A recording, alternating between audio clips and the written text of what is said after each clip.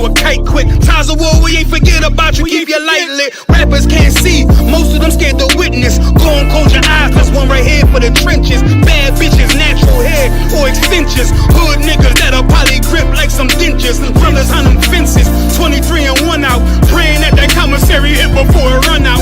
Bitches on the gram, dog filter with their tongue out. Couldn't stay home because they found the dugout. Closed casket, burner in the low jacket. My co-captain, riding on these whole rappers. My hoes fabulous. Now I don't mean that derogatory, but I'm a player and there's no my women riding for me. I avoided Maury, I got 2 jets. If I can't make it through for them, then I'm useless. Sit down that roof, Chris, with a couple bosses. After the war, just to count our losses. It's not many. You see a smile on my face, but I'm not friendly. Going on my waist, sipping white Henny. I just hope this shit go right. Living in the dark, you don't know light. Gotta got my heart grip, my bow tie. Waiting on the squab in my whole life. I just hope this shit go right. Living in the dark, you don't know light. Gotta got my heart grip, my bow tie. Living in the squab in my whole life. My whole life. It's so melodic. When I be dropping this ebonics, this ghetto phonics, it got me on the level supersonic. My bomb atomic, and you know where you can find me. Somewhere probably folding this paper origami. My name is pure as the Dasani, my wave is like a tsunami. I went from 0 to 100, feeling like Ricky Bobby. I made a deal with the Reaper. Got a couple wives, they some keepers. Talk a lot of shit, but you can't walk a mile in my sneakers. Bitches go to Miami, come home with change features. Now she got a BBL, her ass fatter. Trying to show up all them niggas that laughed at her. Now when they see her, they only wanna fuck her. They just wanna touch her, they don't wanna cuff her. They just wanna come and kick it with her like a punter. Turned her to a runner, now it's all aboard the train. Fenty on the face, but it's not concealing the pain, it's a shame. That's why I'm in the hood like some rap snacks. I know niggas kill you and your mama for a scat pack. Dark tint, matte black, they do it for half that. Had you like 90s Missy in a fucking trash bag. I'm from Philly, we don't do bank accounts, just cash app. I spit a verse and I just watch the time slow. This that guy flow, this that shit that rappers die for. This that uncut Taha Wall straight from Pablo Escobar. I be at the bar like Moscato. They think it's effort, but no, this that block work. Make the countermeasures, take pleasures, making an op hurt. Light is in the sky, cause every verse is a concert. My mind work at speed y'all can't fathom. Listen to the words of a champion. It can't, the streets need another anthem. I just hope this shit go right. Living in the dark, you don't know light. Gotta got my heart grip, my bow tie. Waiting on the squab in my whole life. I just hope this shit go right. Living in the dark, you don't know light. Gotta got my heart grip, my bow tie. Living in the squab in my whole life. My whole life.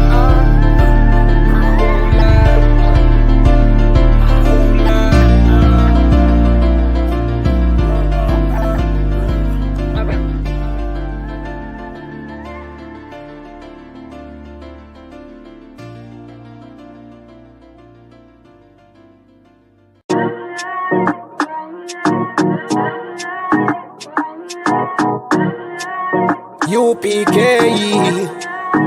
Oh, and West.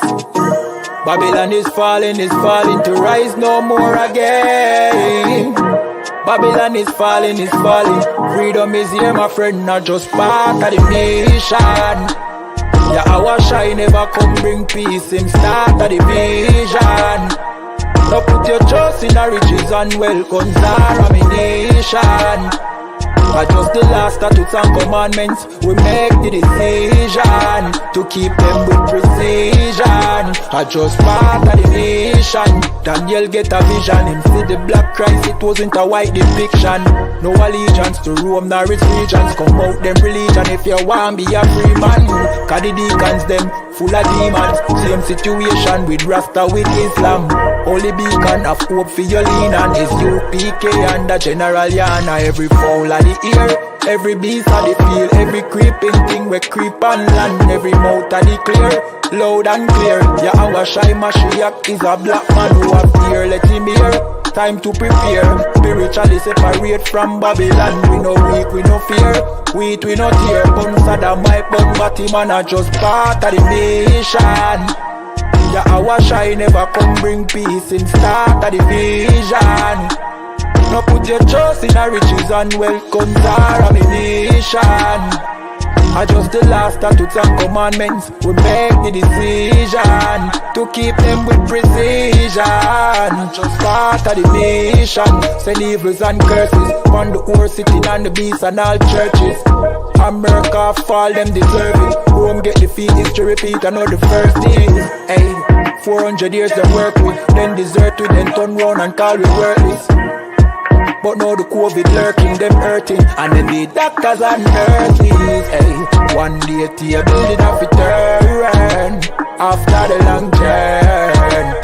No care much money you a earn if you still want Babylon burn.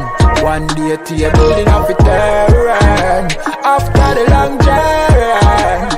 No care much money you a earn. Hey, I just part of the mission.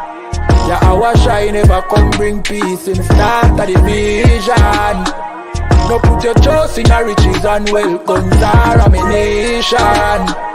Adjust the last statutes and commandments. We make the decision to keep them with precision. Adjust part of the mission.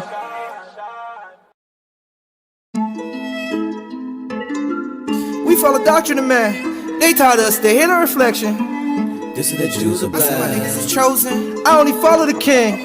I don't vote, but ensure my election. They say the Jews is black. Yeah. I say the natives is chosen. Yeah. I say Hispanics is chosen. Right. All of my niggas are chosen. Right. They say the Jews are black. Yeah. And I say the natives are chosen. Yeah. I say Hispanics are chosen. Right. All of my niggas is chosen. Right. Don't be hot and cold and don't just dip your toe in. All of them bars above your head. I know it feel like it's sewing. They say the Jews is black. Yeah. I say the natives are chosen. Yeah. I say Hispanics are chosen. Right. All of my niggas is chosen. This is the Jews of black. I see the nigga just chosen. I see the people are chosen. I see the native is chosen. I hear stories been stolen. Time to come back together. Cause the most high been calling. Israel in hell. Eat them in heaven and ballin'. Christ got his time me installing. Giving us time to repent before we're stuck with the fallen. U.P.K not lukewarm. Playing poker we all in. Cross the line we brawling. Babylon and falling. Come on and burn my people. Do not partake in the sins. World War III just popped off. Yeah, I was shy for the win. Yeah, I was shy the king. Yeah, I was shy in the men of the Lord. The angels on chariots, we going to war. Chopping their head and number one whore. They say the Jews is black. I say the natives is chosen. I say Hispanics is chosen. All of my niggas are chosen. They say the Jews are black. And I say the natives are chosen. I say Hispanics are chosen. All of my niggas is chosen. Don't be hot and cold and don't just dip your toe in. All of them bars above your head. I know it feel like it's sewing. They say the Jews is black. I say the natives are chosen. I say Hispanics are chosen. All of my niggas is chosen. If they're in the Catholic Church, somebody pray for the children. Turn up the bass and level the trouble. You know that we shaking the building. They wanna kill off our babies. Look how they fight for abortion. I'm trying to put in my brick. Oppressors are paid. I need my portion. She follow my lead. If I say jump, she touching the moon. I know that they scared. They hold their breath when we walk in the room. My big bro, he in the quantum physics. I just came home from a battle. Hopped to the quattro. My princess looking exquisite. If he cross the line, beat him up. You know he gon' get it. They said that we chosen, they chose us to fill up the cells. I'm an angry black man, how you gonna tell me you ain't living in hell? Where I grew up, they said nothing will come out to rob. We ain't see lawyers and doctors, only the killers and niggas who came out to rob. They said the Jews is black. Yeah. I said the natives is chosen. Yeah. I said Hispanics is chosen. Right. All of my niggas are chosen. Shalom Israel, and when I mean Israel, I'm talking about the black, Hispanic, and Native Indians. The Lord's 54th annual Passover is going down again this year, sundown, April 1st at 500 South Salisbury Street in Raleigh, North Carolina at the Downtown Conventional Center. It's got enough room for all of us. The Lord's 54th annual Passover. Last year, brothers and sisters showed up from all over the world, rocking ancient garments and glorious apparel in order to serve the Most High in Christ. Now, it's that time again. Commander General YAHANNA is putting out the decree for all brothers and sisters to show up sundown, April 1st in Raleigh, North Carolina. Join us at the Sheridan in Raleigh, the hotel right downtown. It's at 420 121 South Salisbury. The Passover is right up the block at the convention center, literally within walking distance. Make sure you pull up. Make sure that you do your due diligence because rooms are going fast and they are limited this weekend. You understand? We have months in advance of preparation. Do not wait till the last minute to get your room. The Lord's 54th annual Passover, Saturday, April 1st, in Raleigh, North Carolina. Join us there. It's about time, sending curses to them enemies.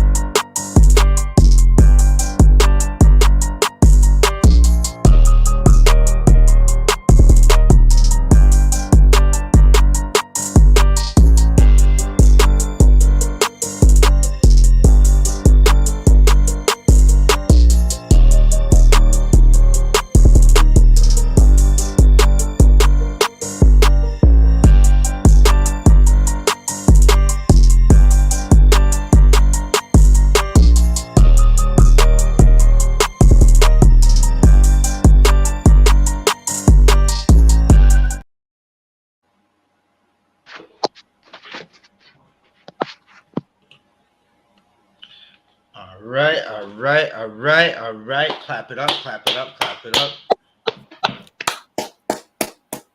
up, let me make sure my lighting is right.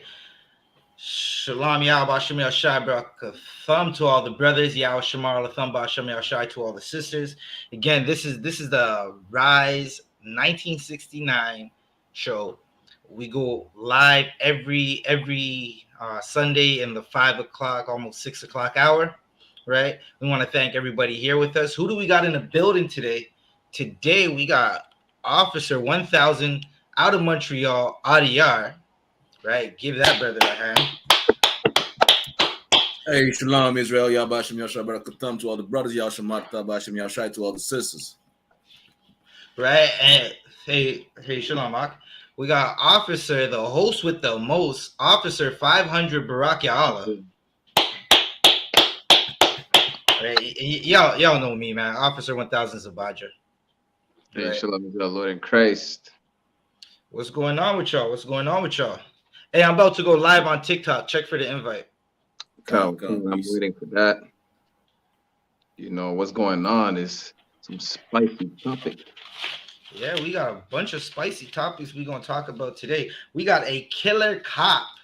Good night. Right? Rick Shank. He killed black men questionably. Salakia. Right? When do we not have killer cops?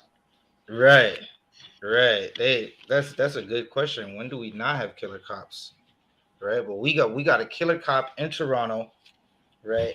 He questionably, they question his shootings. Right? And he has a background of violence against people of color, right? And now he is the Salakia. What they say? What was his title? He's the damn near the top person of standards in Toronto police, right? So we're gonna get into those. I got a couple invites to send out on this TikTok. If you're watching on TikTok, like this video, tap the screen. If you're watching on TikTok, if you're watching on YouTube or Facebook, smash the like button, share the stream. Who do I got with me? Barack. Let me send out another invite. Where's Adiyar? Officer Adiyar, you're gonna have to get on TikTok. Hey. Yeah, come. I'm waiting for the invite, please. I'm trying to see where you are. Hey, shout out to everybody watching us on TikTok. Tap the screen. We're going to be going in on some topics that's happening in Toronto, in Canada, pressing topics, right? A killer cop. We got Sierra and a killer cop. That's crazy. Hold up. I'm trying to see. It's not telling me that you're online for some reason. See if you can see the stream. If you can see the stream on your you should be able to jump in, and when you jump in, I'll be able to invite you up. Come, no sweat, please. All right, Brock. What do you want to go into the first? What do you want to cover first, Brock? I mean, they always say ladies first, right? So unless you want to start with the we'll save it for last. We'll save it for last. She's less important than this killer cop. She's just a topic to talk about, but she's not more important than a police officer that's killed us before, and now he's the head of standards in Toronto, and he's killed black men in Toronto. All right, so let me see. We can pull up that article. Hold up. Where's all the attachments in this damn email? What is it?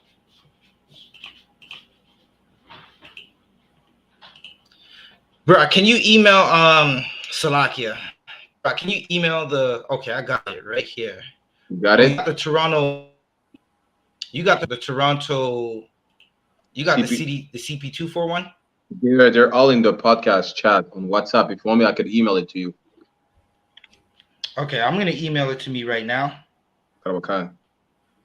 Barack, as I'm emailing it to me, you can start reading the CP24 and going I on. cannot pull out the article out one as I'm streaming from both phones. Okay, no sweat. I got you. Actually, 1 second, other one. So, do you still hear me on the StreamYard? Khan, I can hear you on StreamYard. Okay, that's the web. So I got the article right here. It says, concerns raised about history of officer leading Toronto Police professional standards. I'm reading from CP24. This article was published 5 days ago on February 21st. So I started reading the article. It says, some members of Toronto's black community are raising concerns after a police officer who was cleared after killing 2 black men and was accused of beating a third some 3 decades ago is now the head of the Toronto Police's Professional Standards Unit. Good night. Isn't it Black History Month? And this is what you're giving us for Black History, right? This is what you're giving us for Black History. This is a uppercut, right? Black people, you gotta love it. This is Canada we're talking about, and they're giving you a uppercut. Who do I got? Quebec. I would just call it a sucker punch, out of one. A sucker punch is. Listen, if this is a sucker punch, this is a punch that's intended to knock you out. Right. Right. Adiyar, you might want to hook up your Bluetooth so it's not going in the background. Right. Yeah, come. This is designed, right? So he killed 2 black men somewhere in the early 90s and mid 90s, and now he's going to be in charge of standards for a police force that's. If you grew in Toronto, listen. If you're watching from Toronto in this live, just tap 1 if you've had a bad interaction with the police. If you're watching from, you know what, we'll switch it. If you're anywhere in Canada watching this live, put a 1 in the chat if you've had a bad interaction with police, right?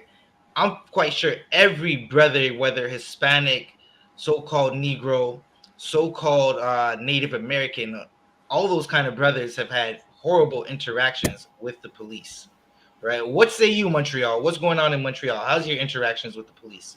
I mean, It says, like the other one, if you're not a devil, it's not Toab, you know?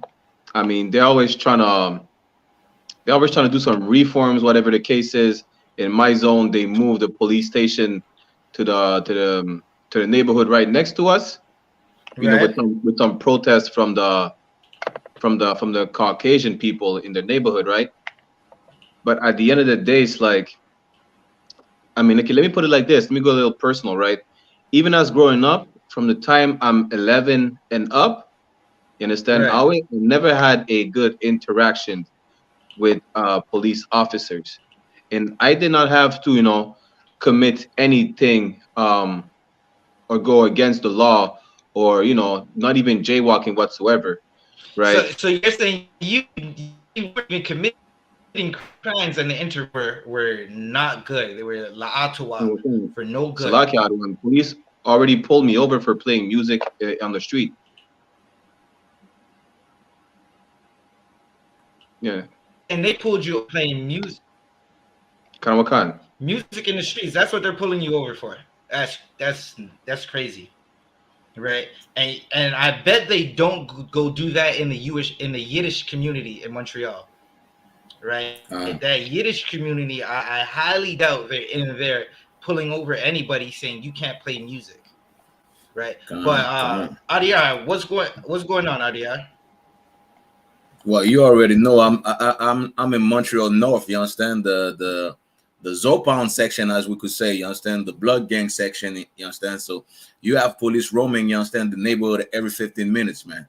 You understand. And I've been talking about it on I.S.U.P.K Quebec. So a little, I seen like a little decrease. You know, they're watching and everything. I see they decrease a little bit, but still, you understand that police visibility, you understand, is still there.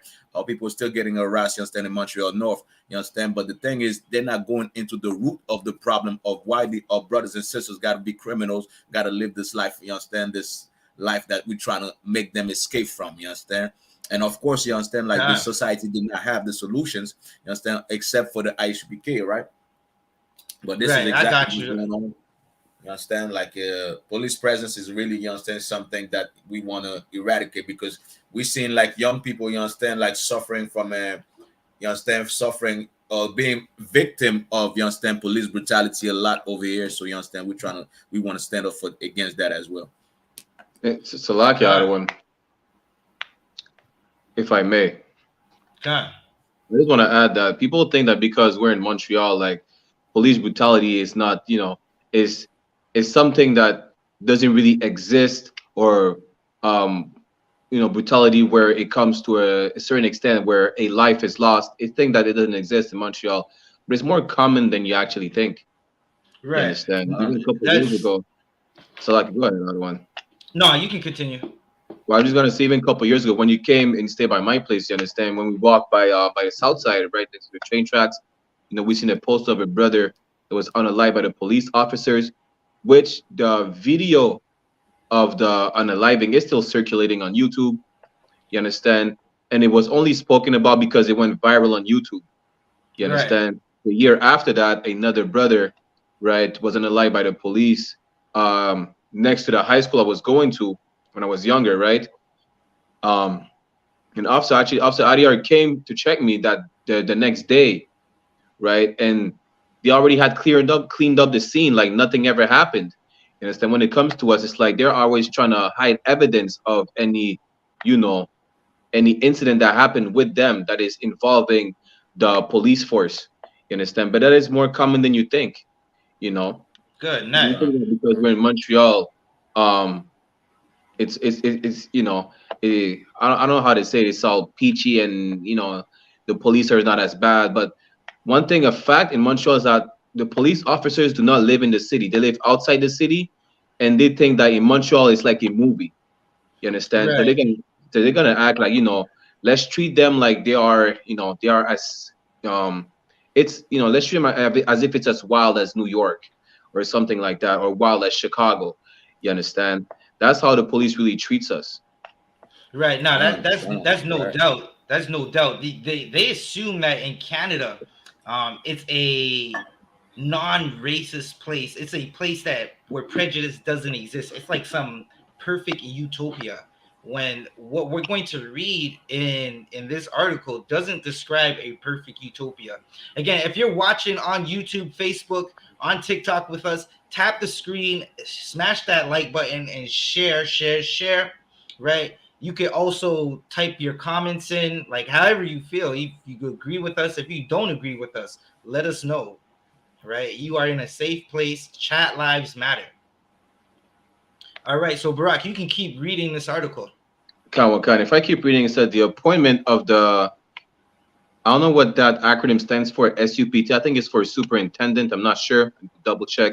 Which paragraph are you in? The second paragraph. Oh yeah, that's superintendent. All right. So the Or appointment, that might be supervisor or superintendent. I'm not sure. well, the appointment of the superintendent, Rick Shank, was made in the midst of a stay-at-home order during the pandemic 2 years ago.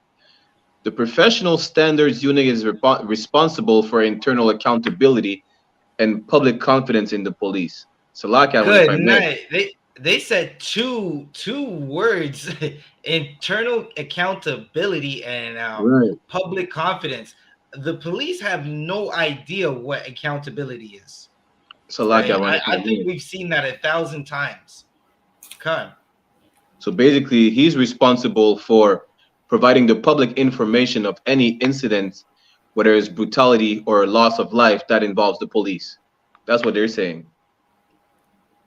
That this is listen, what you're about to see in the city of Toronto is a ramp up of violence, because I remember an era of police in Toronto that had the core unit, right? And that unit was, if you were Black, Hispanic, or Native American, and it was the late 90s to early 2000s, there was a unit by the name of core that harassed everybody, right? That beat everybody, that beat you up in a time of no body cameras and grainy footage. There wasn't even cell phone cameras, and you were getting beaten by these groups. So much so that CORE doesn't exist no more. They had to change their name. They changed their name to TITHES, Toronto Anti-Violence Intervention System. They were just a rebranded of CORE, right? And CORE and TAB would listen, they would harass young Black men in the city and beat them down, and rarely anything happened. Tavis is not around no more. Neither is CORE, right? Officer Barack, you can keep reading. Give me 1 second. So if I go down, but those goals may be much harder to reach when Shank's history is taken into consideration, which includes a photo obtained by CTV News that shows Shank as a young constable holding up his bloody knuckles after one incident in 1997. Hold that right there. If you're watching on YouTube, you're seeing, or on Facebook, you're seeing this image, and good night. This looks like a man who got into a bar fight, right? He looks dumbfounded, right? If you're watching on TikTok with us, you can go onto YouTube real quick and see the video. We're on I.S.U.P.K. Canada, No Cowards Canada on YouTube, and you'll be able to see the video. Or after this live stream, we'll put up a little video for TikTok. And Salakia, one. Come on. This is not a mugshot. Just to specify and to clear some things up. This is for those who are watching on YouTube. This is not a mugshot. This is a picture of him posing and boasting about the incident with his bloody knuckles. No, this is not him boasting, right? So what happened is the incident happened, and he had to take pictures, right? This is like what happens after any assault where the police are involved, or even within the public. They'll come around and take pictures of your hand. Sort of like what happened when, well, I don't remember if this happened, right, when we were down at camp and that incident happened with the lady, right? But if you get into a situation where you're striking someone and you have injuries, they got to take these pictures, right? You can keep reading this article unless you got something to say, RDR. No, yeah, I can go. Okay, guys, let me keep reading into the article. The signal that you're sending to the general public and your own police officers is you can get away with whatever you want and you'll be rewarded, said author and activist Desmond Cole, who wrote about the appointment last week.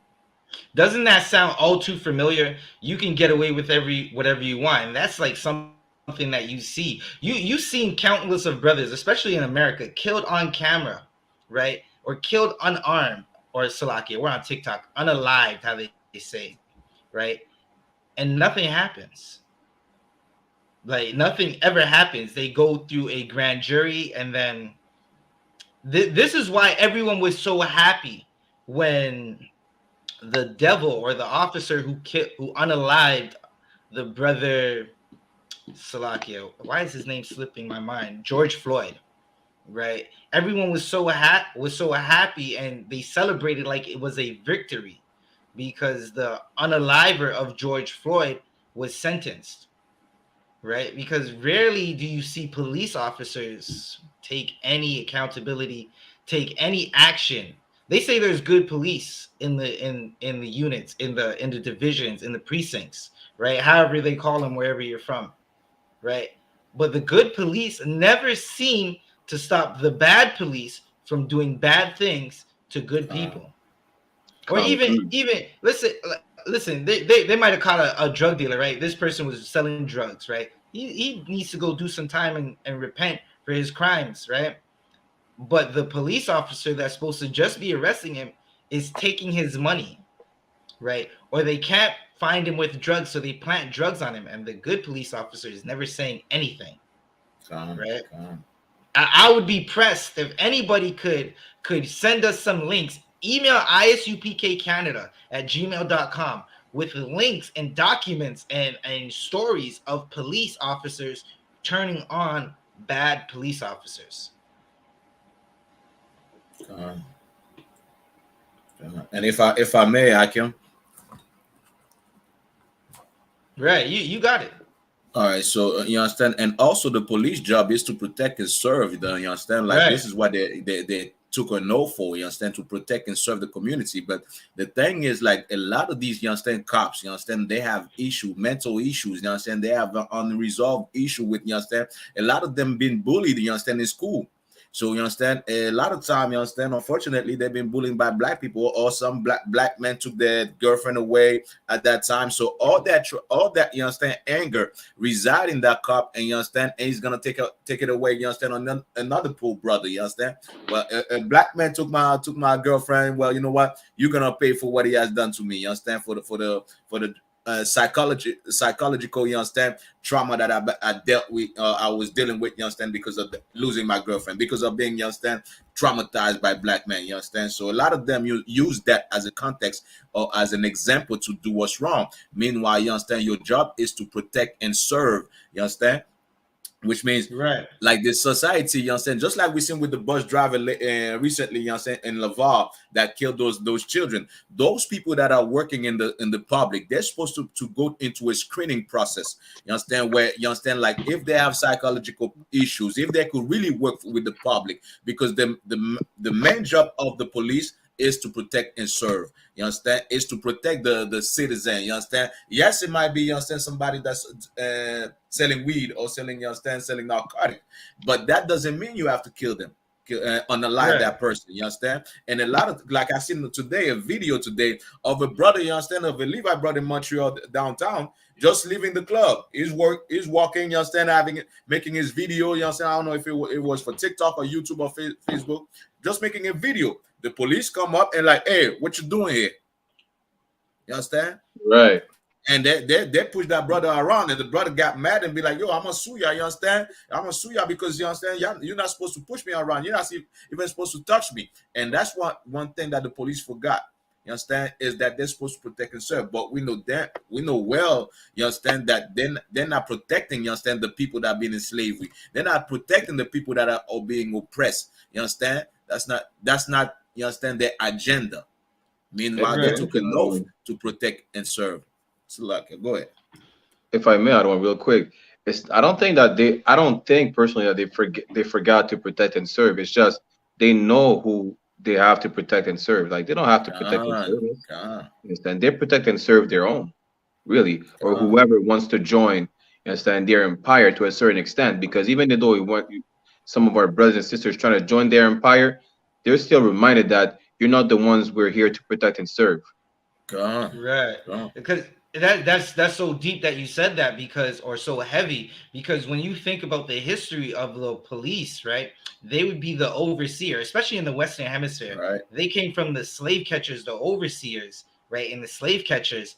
And then when slavery was done, it was the people, or the Irish, right, the people who they hired, they were to protect the establishment, right, to protect businesses, right? And then they figured out, listen, we could lock blacks and Hispanics and Native Americans up and put them back into captivity, even though slavery is over, right? And that's what happens. Like, just look at, okay, go throughout your provinces, right, and look where they put the places that convicted people have to go to serve their time. It's in small rural areas, where outside of that facility where people are serving 2 years plus a day, there is not really an economy or any jobs for people that pay well, right? And once you figure that out, you'll understand why police officers, everything is to, they're not here to prevent crime. They're not here to protect people. They're here to put people in jail. That's why you see more and more people going to jail. They have anger issues. That's why when you look at this man right here, he looks like someone who has deep anger issues. So if I'm being honest, I'm just saying, like, listen, I can see a devil when I see one. I know a devil when I see one. Salakia, Barak, if we can continue reading this article. Again, if you're watching with us, tap the screen. Tap the screen. If you're watching and you have a comment about what we're talking about, whether you agree or disagree, put the comment in. Chat lives matter, and tap the screen. Right, Barak, you can keep reading.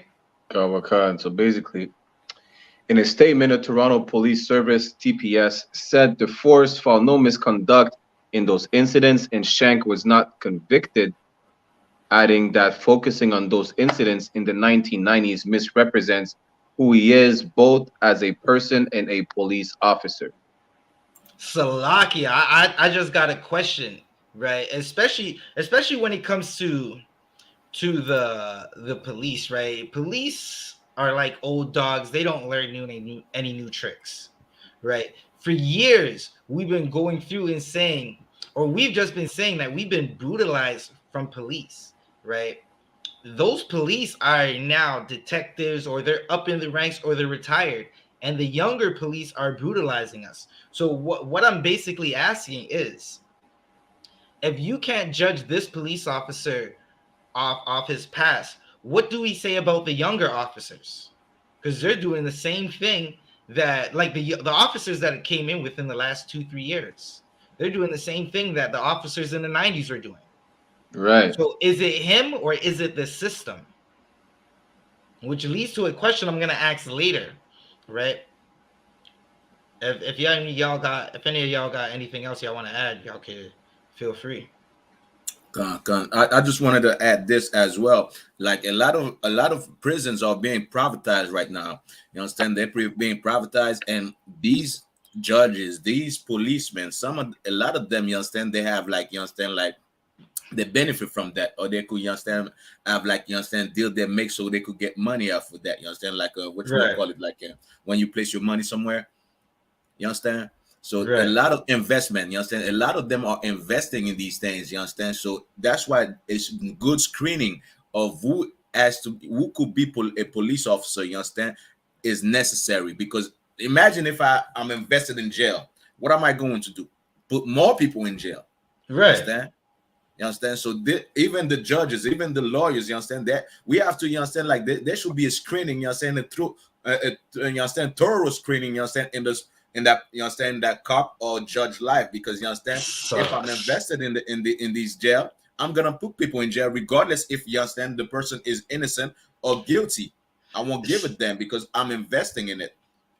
Salakia Adiyar, I understand exactly what you're saying, but they already screen and go through these officers' lives. Right. So now the question is, who's doing the screening? Right. That would definitely be the question to ask. Who should be doing the screening? This cop, he's invested in violence, and now he's invested in the standard. His standard is violence, right? They're saying he's been an outstanding officer since he's killed 2 black men and beat another. We're gonna read it. Let's get into it, bro. God. Superintendent Shank has served as a police officer for over 30 years with an exemplary record and is recognized for his many contributions to policing. Wait. He killed 2 black men. He unalived 2 black men in shootings in the 90s, 93 and 97. And we're looking at a picture of him with bloody knuckles. And they're saying they said that the shootings or the unalivings were questionable, and later they cleared him, right? But he's been exemplary, and he set a standard for police. And Right. we've seen what has happened in our cities with police since the 90s. More evident now that there's body cameras. God. Right? It's good night. Listen, if you're Black, Hispanic, and Native American, man, you better hope that the Lord is on your side with what's going to happen next with these police officers, especially in a time where the whole earth is going into the third world's woe. Damn right. You might not understand what I'm talking about. Donald Trump just said World War III is on the horizon. He said we're going into it. Right. If you ask us, we'll tell you this thing started almost 20 years ago. And y'all are just catching up now. But Barack, could you keep reading, Baba Kasha? God.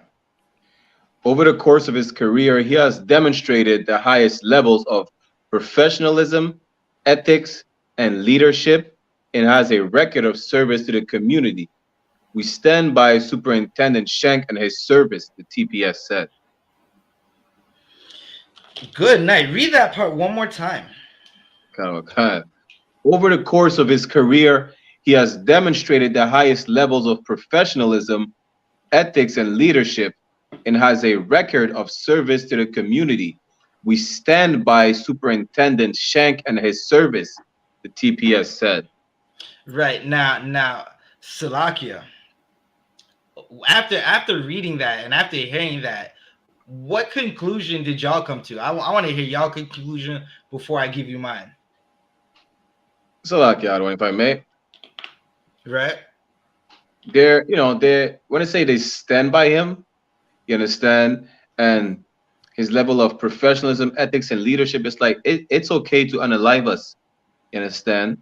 I mean, there is nothing wrong with taking the life of a black man. That's what they're saying, as long as it's at the hands of a police officer, because when it comes to taking the life of a black man at the hands of a police officer, Hispanic and Native American as well. This article is not about them at the moment, but we know that happens as well to both our Hispanic and Native Americans. So basically, when it comes to taking the life of a so-called Negro, Latino, or Native Indian at the hands of a police officer, it is always justified. Right. And they're gonna back him up. They have brotherhood within the police department, that they will not convict their own people. You understand? For anything that they should be guilty of. Right. What's the scripture would say? Every beast loveth his like. Okay. Right. But Adiyar, what was your opinion on what we just read? You understand? And what I want to add in, like what Officer Barkella said, is exactly what I wanted to say as well. But you understand, like, and this shows also that we are no people. You understand, like in this land, we are a nation. You understand, that don't have, like, you understand, like leadership, that doesn't have protection as well. You understand, and them touching us, you understand, is exactly what make this empire runs. You understand.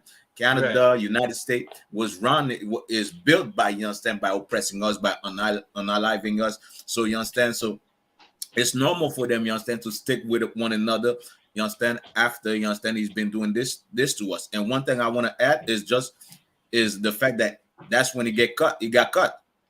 Right. How many other brothers, you understand, that caught unalive or beat up, you understand, without, you understand, us knowing? Listen, That was good night. That is a good question. How many of brothers have been unalived by this cop without us knowing? Right. Like what is in his file? Now I'm gonna call cap on that whole quote of this of what the TPS said. Right? They said that he has a record of service to the community. They said that over the course of his career, he has demonstrated the highest levels of professionalism. Good night. How does that make sense? Why would they question the shootings that he did or the unalivings that he did if his professionalism was at the highest standard? Right. And now when I'm reading this article, I notice that they haven't quoted anything that he's done to show that his professionalism is at the highest standard. Where is it? I'm not seeing it. I'm not seeing anything in this article that says Rick Shank has done anything with ethics. Right. So I'm gonna call cap. I'm gonna say y'all are lying. Right. The police, the TPS, Toronto Police Services, is nothing shorter than a gang. They have a code of not snitching as well. They call it the thin blue. Well, in America, they say blue line. I guess in Canada, because they got a red stripe, it would be the red line. Right? Salakia. Let's finish out this article. Again, if you're watching with us, tap the screen, like, share, like, share some more, right? We encourage all comments. It doesn't matter how you feel, right? If you say something out of pocket, we might just talk about it, right? But listen, this is a safe space, Salakia. Just don't be out of pocket with it. Like, you don't have to agree with us, though. Right? But again, tap that screen. What's going on, y'all? I see y'all watching. Y'all got to let us know. This is interactive. All right, Brock, you can keep reading. If I keep reading in the article, it says in 1993, Rick Shank shot and killed 20-year-old Ian Cawley. Shank claimed the 20-year-old had pointed a gun at him. He was cleared by the Special Investigations Unit, SIU, which found that Constable Shank instinctively used deadly force to justifiably protect himself. Good night. So they're saying, listen, they're saying that the brother he shot pointed a gun at him, right? They're saying that he was cleared, that he used justifiable force to protect himself. Now, Khan, it's all a claim. It's not saying that it has been proven. Right. It's a claim. Right. Listen, pointing a gun at someone is. If he didn't shoot it, he didn't shoot it. What are we talking about here? Right? I seen them. There was a clip of the man, the heathen who drove the van down Yonge Street in Toronto, right? And as he got out, he kept pulling behind his back like he had a gun, and then he would raise his hand up. He didn't have a gun in his hand, but they never shot him, right? Right. The man never. They're not saying a shot was fired. They're saying he pointed a gun. That doesn't sound believable, especially for black men in the city of Toronto. That doesn't sound like something that happens. Now, let's go back to what he did. 20-year-old pointed a gun at him. The 20-year-old just pointed a gun at him. We got to get more into that story, because it's not saying the 20-year-old was wanted on a Canada-wide warrant for murder, right? That, like, if you think with a criminal mind, that's why someone would point a gun at someone, or they have a large quantity of something that's going to give them a life sentence. And it's not saying that at all in this article. So why did you kill that man? Right. That would be a question to ask. Why did you kill that man? Because he pointed a gun at you? Like, did he point the gun at you? Is there any? And listen, this is a time of police brutality and no body cams. They're killing us with body cams and getting away with it. and saying we pointed guns, or Right. saying they thought we had guns and there's no guns. Right. So it's like, imagine at the time when there's no body cameras now. They Right, can say anything. You understand?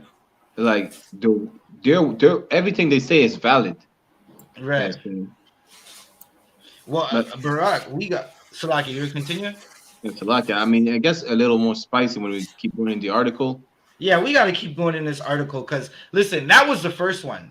He pointed a gun at the person. That was only the first one.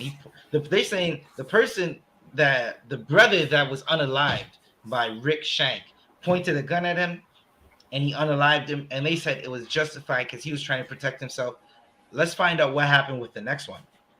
Wait, before we get on with the next one, I just want to add this as per the article, right? It says questions were raised at the coroner's inquest about Shank working alongside what was then known as the Black Organized Crime Squad. Wait, Barack, you gotta read this again. There was a Black Organized Crime Squad. Good night. I don't think I've even heard of the Asian Organized Crime Squad, and there is an Asian gang in Toronto. Good night. Salakia, while you mentioned Asian, you understand? I just want to add this. Meanwhile, we know that Yakuza, you understand? Them Yakuza are in Canada. You understand? In Toronto, they have Asian assassins. Right. You understand? We know this. You understand? They know this. You understand? What's that organization? You understand? Like the FBI over here, CISIS. You understand? CISIS, I believe. You understand? They know this. You understand? Your intelligence community know exactly. You understand that the Yakuza is over here. They know. You understand that the Irish mob is over here. You understand? The cartel is. You understand, a lot of them are not really our people. You understand, are other people, you understand, above that. You understand, are Edomites. You understand, they know exactly, you understand, the Italian mafia, you understand, over here. But one thing we could look at, they are not being unalive like we are being unalive. They're not looked at as criminal like they look at us as criminal. You understand why? Because they wear suit and tie. It's a lot. Listen, what Barack just read, Salakia Barack, I'll let you go 1 second. What Barack just read, he said that at these questions made them ask for a coroner's inquest. It's not a coroner's inquest is not the same as like the police investigating each other, right? This is the coroner and the coroner's lawyers and the coroner's detectives investigating a murder scene because they're the best ones to investigate murders. A coroner could go in and see a blood drop, right? Like that show Dexter, and tell exactly how the knife came down slashing. And they heard that and they said, listen, we need the coroner's inquest on this. Brock, what you got? No, I was gonna say, just to add on what Officer Adiyar was saying, basically, just like you said, there is a Black organized crime squad, but there's no Asian organized crime squad. When we know the Yakuzas are there, Chinatown, we know the Chinese triads are here. You understand? There is no so-called white organized crime squad for the Italian mafia, the Sicilian, the Greeks, you understand, the Portuguese, the Hells Angels, you understand? I mean, there is no other crime squad but for blacks, you understand? There is no crime squads for the Yiddish people, you understand? For the Irish mob, you understand? What you're saying, bro? We have Captain Ash in the chat on TikTok. Shalom, Madawan, Lord in Christ. For tuning in. Taino Warpath. It's Captain Ash. Hey, Shalom, Lord in Christ. Shalom, Lord in Christ. Lord in Christ. But that basically, to get back on what I was saying, there is a Black organized crime squad. You understand? But there is no white organized crime squad for the Caucasian criminal organizations such as the Yiddish people, the mafia, the bikers. You understand? The Asians, you understand? There is no other organized crime squad working for blacks, which includes Black, Hispanics, and natives. And the crackdown is always on us. You understand? Right. And just like outside here was saying, it's like, just because they wear a suit and tie, that really doesn't matter because so-called Black, Hispanic, and native criminals could wear a suit and tie, but it's still gonna get the crackdown on them. And the police force is going to focus on them regardless on how they're dressed, how they present themselves, you understand, whatsoever. If I could add, Barack, listen, for all the nationalities that you just spoke about, right? that have organized crime, they don't call their nationality and Right. say this is the organized crime unit behind their nationality. What Right. they say is this is just the organized crime unit, right? Damn right. Now, if I'm recalling, there's been a mob war that's been going on between Montreal and Hamilton since around the 90s, Damn right. right? And I didn't hear about the Italian organized crime unit, but you're saying there is a black organized crime squad. That is horrible. Now, I can only imagine all the injustices that happened, right, during this era of the black organized crime unit or squad, right? Barack, can you keep reading? Kawakan. I'm just gonna skip one article. If I read from this one, it says among the coroner's jury recommendation were to disband the squad and to stop using the phrase non-white in police communications.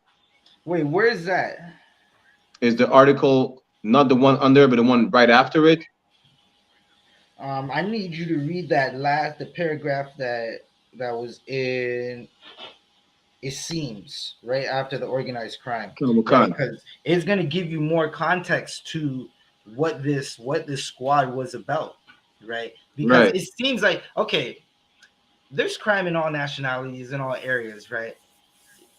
A naked eye, you would be reading this and be like, okay, they were trying to clean up the community and do good things, but that's not what we're about to read. That's absolutely not the truth, right? And again, if you're from Toronto, listen, if you're watching this stream and you had a bad interaction with police, put a one in the chat, right? Also, tap the screen if you're watching on Facebook or YouTube, hit the like button, hit the share button, share this, let us know what's going on. Right? Barack, can you read that paragraph for us? Kawakan. It seems this unit gives extra policing of people in the black community over and above all the normal policing. Colley's family's lawyer, Peter Rosenthal, told CTV News at the time.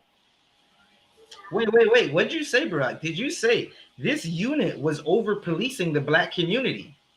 Karawakan, basically the focus is on the black community instead of the pizza makers or the Yiddish. So that's I'll explain exactly what that sounds like.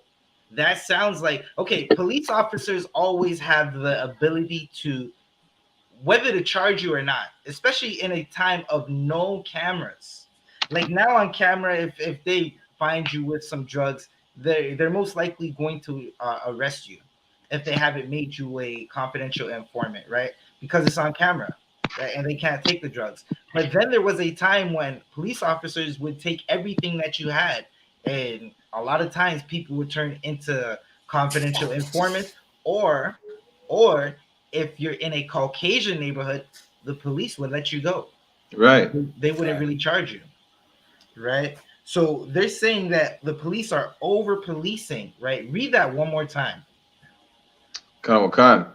It seems that this unit gives extra policing of people in the black community over and above all the normal Hold policing. that right there. They're over policing people in the black community. So what that sounds like, for a charge I could just give you a ticket for, I'm going to send you to jail. For a charge that you shouldn't even get ticketed for, I'm going to give you a ticket so you appear before the courts. That's exactly what over policing is. Right. You're walking to your job in a McDonald's uniform. I'm pulling you over and asking, now I'm going to find this for you because it's on YouTube, where the police walk up to a man and say, where are the guns and drugs? And this man has no guns and drugs on him, nor is he a criminal. So like if I may add, and this is what I was saying earlier, you understand, just like in Montreal North, you understand, Montreal North, like you understand, like right now on my street, it decreased a little bit, you understand, but once I started living over here, every 15 minutes there was a cop, you understand, passing by, roaming the neighborhood. Meanwhile, they don't do that in the Jewish community. They don't even do that in Chinatown, knowing the Yakuza is there. They don't do that in the Irish community. They don't do that, you understand, in the Italian, you understand, community. They don't do that in the Arabs community. Yet in Montreal North, you understand, while those people are destroyed, You understand? While those people, you understand, trying to survive, you understand, suffering, you understand, from all the trauma of and oppression, you understand, they're already going under. Every 15 minutes, you understand, they have police. I remember, like, you understand, a little story, you understand. I remember the first time I walk around with my garment, you understand, in Montreal North. I was walking around with my garment, and I went to the next to a school. I seen a bunch of, you understand, police car, you understand, parked inside of, you understand, the school territory. They had a basketball court and everything. I walk down, you understand, and I was trying to see what's going on. I see a bunch of black kids, you understand, 15 years old, man. 15 years old, 14 years old, man, getting questioned by the police. Good night. I stepped in and I'm like, you understand? Like, no, what's going on? What's going on? You understand? Not Salaka. At that time, I just stood there and I was listening to what was going on. I was videotaping as well. And then after that, they let the kids go. And I said, they let the kids go. They came to me like, who are you? I'm like, I'm Officer Adiyar. I'm 1000 Adiyar with the I.S.U.P.K. I'm trying to make sure you don't kill none of the, you don't unalive none of these kids over here. You understand? Right. And from that, you understand? And after that, you understand, they checked out, you understand, who I was. You understand? They just left. They let the kid go and they just left. And after that, those kids, you understand, still today, remember, hey, you the guy, you understand, that dressed like Batman. You know what I mean? Well, you understand? Because we need to do these things, man. Why? Because without us stepping up, without us, you understand, showing real love to our people, you understand, they're going to unalive us, you understand, even though we're 12 years old, even though we're 13 years old. What you're saying? 10 years old, just for... Go ahead, Priest. No, my bad. I was just going to say, what you're saying is absolutely right. Okay. You understand? Like, yeah, like they're gonna unlive us, you understand, even though we're 10 years old, just for playing basketball. Why? Because they're over policing the neighborhood. You black skin, well, you know what? You part of this 12 tribe, you understand? You are a victim, you understand? You already done something wrong by having, you understand, that title on you. And one thing I want to add before, you understand, before I give it to pass it to y'all, brothers, you understand? Why the Africans are not suffering the same trauma in Canada as us? Right. Since we all black skin, right? Since we all black skin, you understand? For people in the chat, you understand? Ask yourself that. Ask yourself, for people that are watching, why the Africans in Canada, you understand, are not suffering from the same trauma, you understand, from the same, you understand, oppression by the police that we are suffering under? Why not? Aren't they black? I thought we all black though. You understand? Right. Come to find out, they come to a specific, particular people. They come to a people, you understand, that they know who they are. They are not African. Right. But you understand, if you know the history, if you know real history, if you know who these people are, you'll find out they are the real Jews. They are, you understand, the so-called 12 tribe of Israel, so-called black, Hispanics, and Native Indian. That happens to the Native Indian. That happens to the Hispanics, so-called Hispanics. That do not happen to the Africans as much, you understand? It happens to us. Right. And if I may, before I let Barack, that part that you were going to read a second ago, you could pull that back up. Then we'll get back into the incidents that happened, the second and the third incident that happened with Rick Shank, who is now let's see, what did it say he was? He is the Toronto Police Professional, the head of the Toronto Police Professional Standards Unit. Right, we're going to read into what he's done, right? But Adiyar, what you're saying is so heavy, because if we don't look out for us, no one is going to.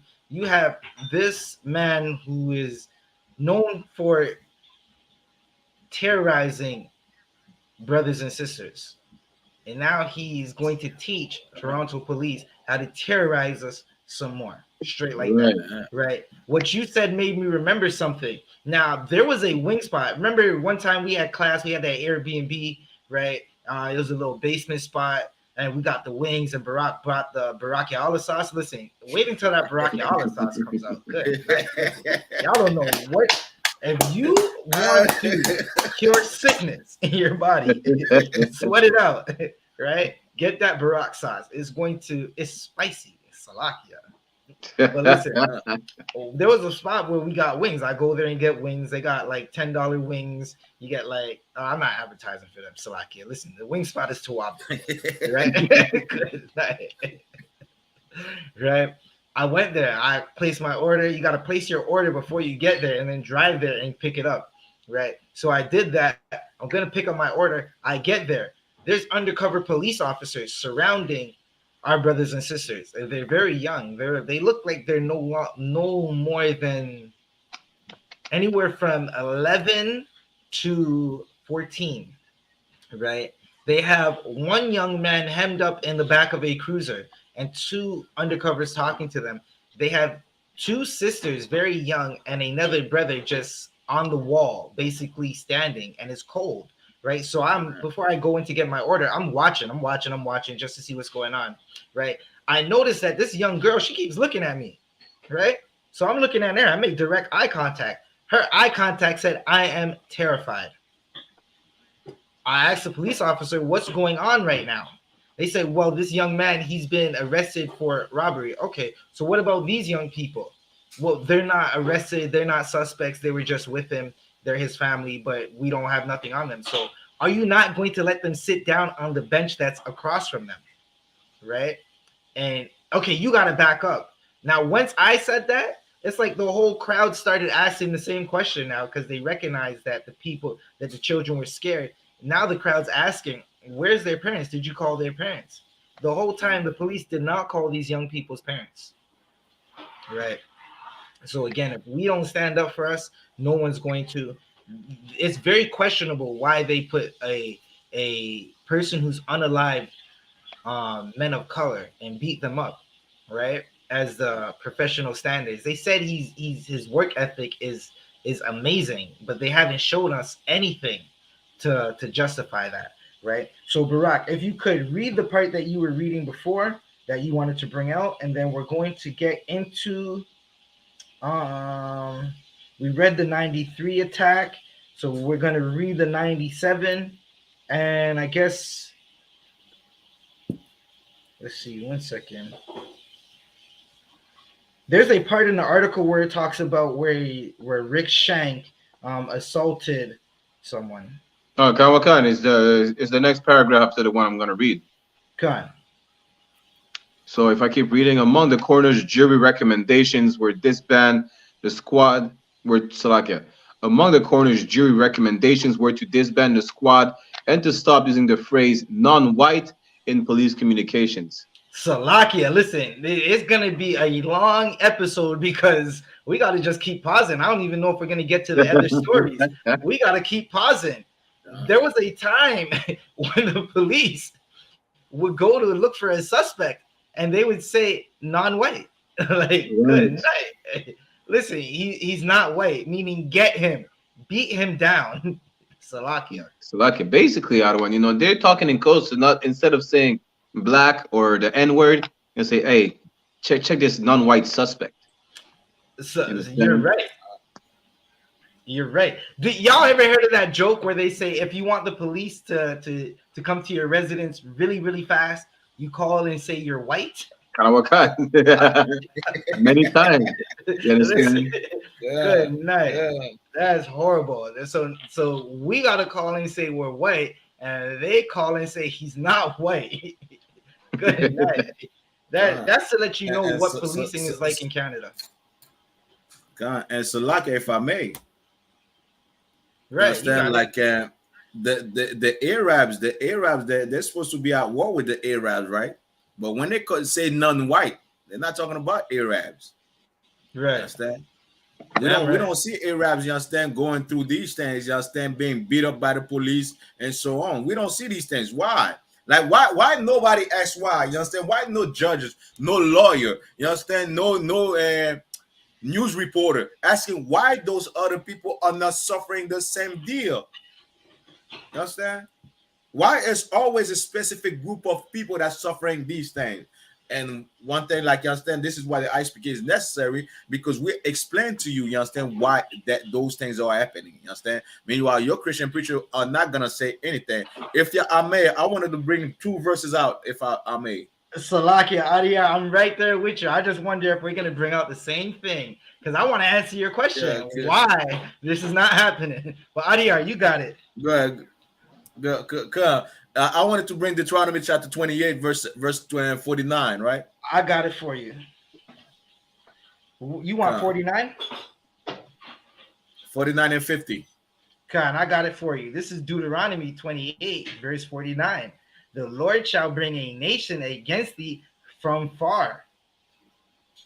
The Lord shall bring you to a nation, you understand, a nation against it from far. You understand? We come from the Middle East. We come from Israel. We over here in America, you understand? The Lord shall bring a nation to against thee from far. This nation is against us. And this is why you see, you understand, it's only about so-called Black, Hispanics, and Native Indian that have to endure and go through these things. Why? Because we left the Mosiah, you understand, law, and instead we wanted to be like everyone else. We wanted to follow Christmas. You understand? This in Deuteronomy chapter 28, verse 15 to 68 are proof that we are Israelite, because we are the only one that are suffering those curses as a people. Keep on going. Come from the end of the earth, as swift as the eagle flieth. A nation swift as whose the tongue eagle thou flieth. shalt Now, not stand. You understand? As swift as the eagle fly. This is proof, you understand, who is exactly, you understand, oppressing those type of people. You understand? Who is it? Which nation is oppressing, you understand, those type of people?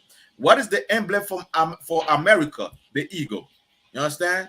The Right. bald, you understand? Bald-headed eagle, like they say, you understand? The white eagle, whatever, you understand? But this is, you understand, the sign of this nation, you understand? And they come swift on these people, you understand? You see our ego, you understand, trying to capture its prey, you understand? Go swift on the prey. And this is why they focus so much on us. You understand? Why? Because we are the chosen people of God. A nation with storm thou shalt not understand. We don't understand the so-called oppressor when we came off the slave ship. You understand? Right. We had to learn the English. We had to learn the French. We had to learn the Spanish. And for what? For losing exactly our own language, which was Hebrew. Right.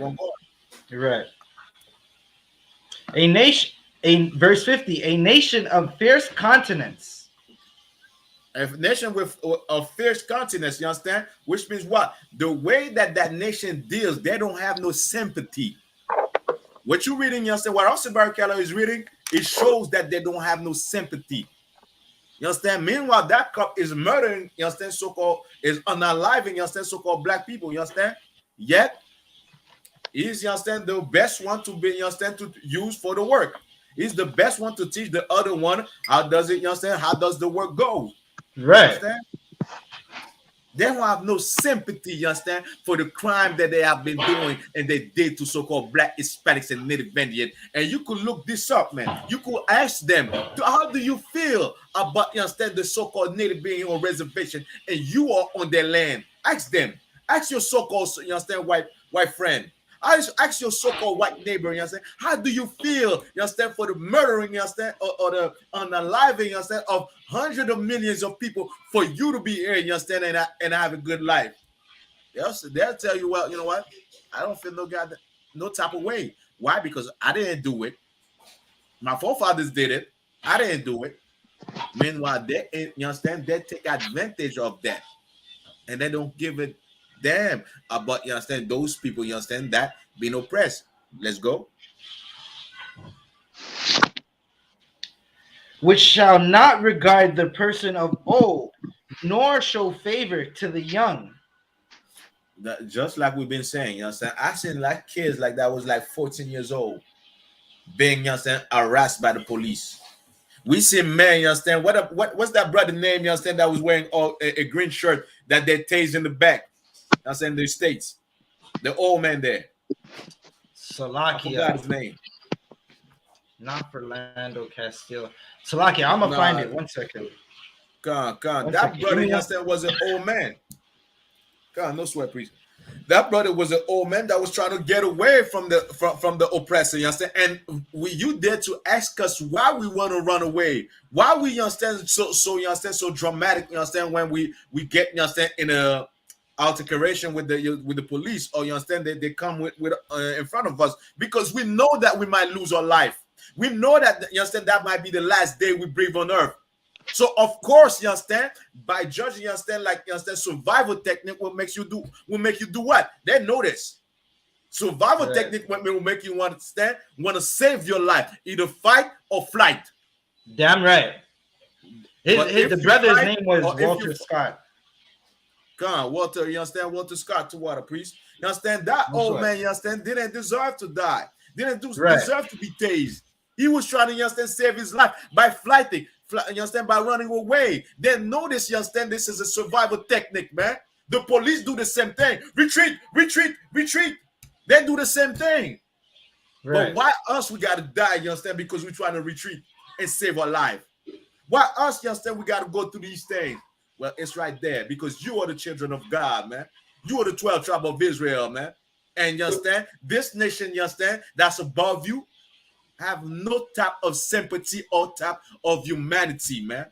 So like your piece. Nah, what you're saying is definitely heavy. That is definitely true as to why this happens to us, because no one has compassion, especially the heathens that are above us, right? Like I was asked a question the other day. Sometimes brothers and sisters, they hear us and it seems like we're harping on Edomites way more than we do the other nations, right? It's just that Right. Edomites are the chief of these nations, right? The other nations wouldn't really have a problem with us if it wasn't for Edom, because Right. Edom is in power. The other nations do what Edom wants. And I'm gonna actually answer Adiar's question with a scripture, right? Barak, if you could, or Adiar, can you get me on Psalms 83? Babakasha. This is Psalms 83. Babakasha. My favorite. Yeah, you know where I'm going. 'Cause listen, you could start at one. You could just start at one, Come on, please. Come on, right? please. We'll, Psalm we'll read 83. we'll read 5 verses real quick for you. Babakasha. Come on, please. Come on. Psalm 83, chapter 1. It's like a chapter 83, verse 1. Keep not thou silence, O God. Keep reading. Hold not thy peace, Keep reading. and be not still, O God. This is a prayer to the Lord asking for justice. This is black people, Hispanics, and Native Americans praying for justice. The same thing we always do. You go to a Native American, they ask the Great Spirit, right? Listen, it's kind of up and down. We pray to the Most High. It's Salakia.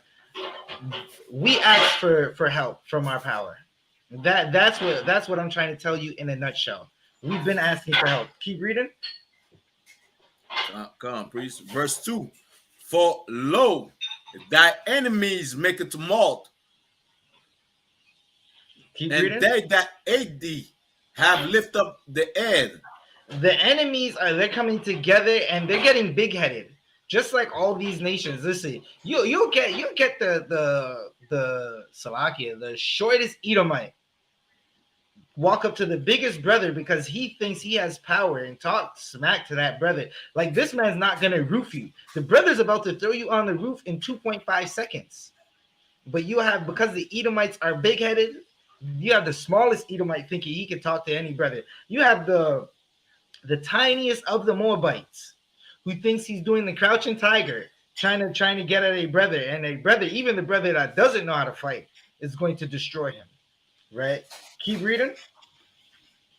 Come on, verse 3. They have taken crafty counsel against thy people.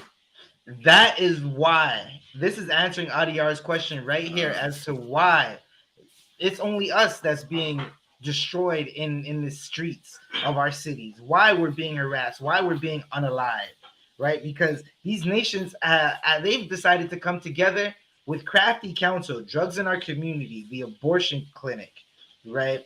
The horrible things that they sell to brothers and sisters. Those loose cigarettes on the corner store, that's crafty counsel. Salakia. Keep reading. God. And consulted against thy heathen ones. Keep reading. Verse 4. They have said, come and let us cut them off from being a nation. Let us cut them off from being a nation. This is what they are trying to do. Stop blacks, Hispanics, and Native Americans from recognizing we are one family. They separate us. They tell us we're different, even though we have the same oppressor. We got the same oppression and the same face of oppression. We speak a Con, language that's con. not our language. We don't remember our history. Our history is so whitewashed, right? They feed us poison and Salakia, unalive our children. No matter from Mexico, from Argentina to the top of Canada, this is what's happening to blacks, Hispanics, and Native Americans, as well as all over the world. Keep reading. Con, priest. Two. That the name of Israel may be no more in remembrance. Right, and that's basically to answer, right? Verse. The next verse basically tells you that they've consulted and they are confederate against the Most High and His children, so-called blacks, Hispanics, and Native Americans, right? And this is why you're not going to see a Arab get beat up in the streets as you would see a so-called brother get beat up in the streets, right? Right. Barak, are you still with us? Khan. If you could, can you take us to the part of the article where it talks about Rick Shank beating the other brother? Khan. 1 second. So basically, if I keep reading, Shank and others were accused in a lawsuit of beating a young black man in December of that year. A video obtained by CTV News shows 29-year-old Paul Reese being hauled unconscious from a police vehicle. His head hits the side of the police car. Once in the station, he's told by an officer, "You're under arrest. You're under arrest for assault with intent to resist arrest." Reese replies, "I never assaulted nobody." Right. Listen, that's to show you what's happening. They sent a unconscious brother into a cell and woke him up and said, "You're being charged with assault." He's saying, "What the hell are you talking about?" Right. Adia, you had something? Salakia, that part said the intent of resisting. You got that. The intent. How do you intend to resist? Right. So basically, it wasn't resisting, but they thought, you understand, they read it. Somehow they must read his mind. Like you about to resist. Right. You understand? So that's what intent. You understand? So that means something that you're about to do. It's not something that you did. You have an intent to do something, an intention to do something. That means something that you're about to do or you're thinking of doing. So they read his mind. Like, okay, so the question is, right? Now I'd have a question for anybody on TikTok or Facebook, right? Y'all can reply later or reply in the chat right now. How do you intend to do something? Adiyar said it's in your mind. So if it's in my mind, that means my body didn't do it yet. So how did they know he intended to do it? Right. You understand? That's the question. And where are the lawyers, you understand, that's standing up for black people, man? This is an easy case, you understand, that could be won. You understand? That's an easy case. The intent of, you understand, doing this, that means he didn't do it yet. How did you know that he was about to do it? Because he's black? Right. You understand? Like this, it's a nonsense. And hold on, priest. I just want to finish this, right? If you don't mind, priest. No, you got it. They play us for joke. To what, a priest? They play us for joke in Canada, right? Why? Because they think that we are not smart. They think that black people are not smart. You understand? The black leaders are not smart. We could say anything on this, you understand, report. They're not gonna catch on. But one thing that you need to know is that us in the UPK, we are, you understand, not biblical smart only. We understand what you're saying. Damn right. We understand the language of this empire, man. You understand? We've been trained by Commander General YAHANNA, you understand, to understand what's going on. Right. You understand? It's crazy, you understand? The intent of doing something means you didn't do it yet.